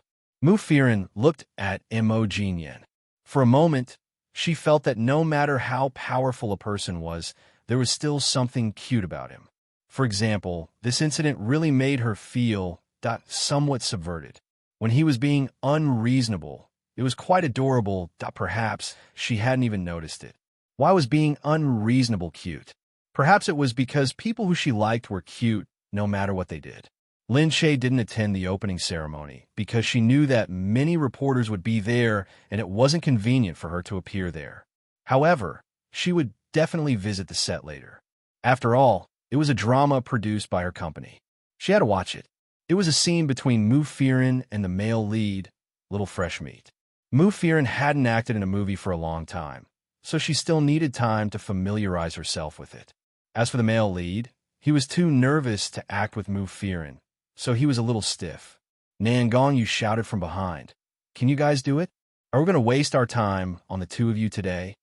Firen said embarrassedly, why don't we move a little more and cultivate our emotions? Nangongyu curled his lips and said, Firen, I understand that you haven't been back for long. I'll give you one more day. If you can't finish it by tomorrow, I'm going to be famous. All right, I'll do my best. Firen sighed and shook her head. At this moment, Lin Che entered. Wow, Nangong, you're so fierce. When Nangongyu saw Lin Che, he sat up from his chair. Hey, senior producer, don't tell me you're also in charge of this. Lin Che said, of course not. I'm just saying that you really are a fiendish director. Firen said, it's my fault too. The director is not bad, so he's not fierce anymore. Because Lin Che had arrived, the crew paused for a while. Other work continued, and the filming stopped.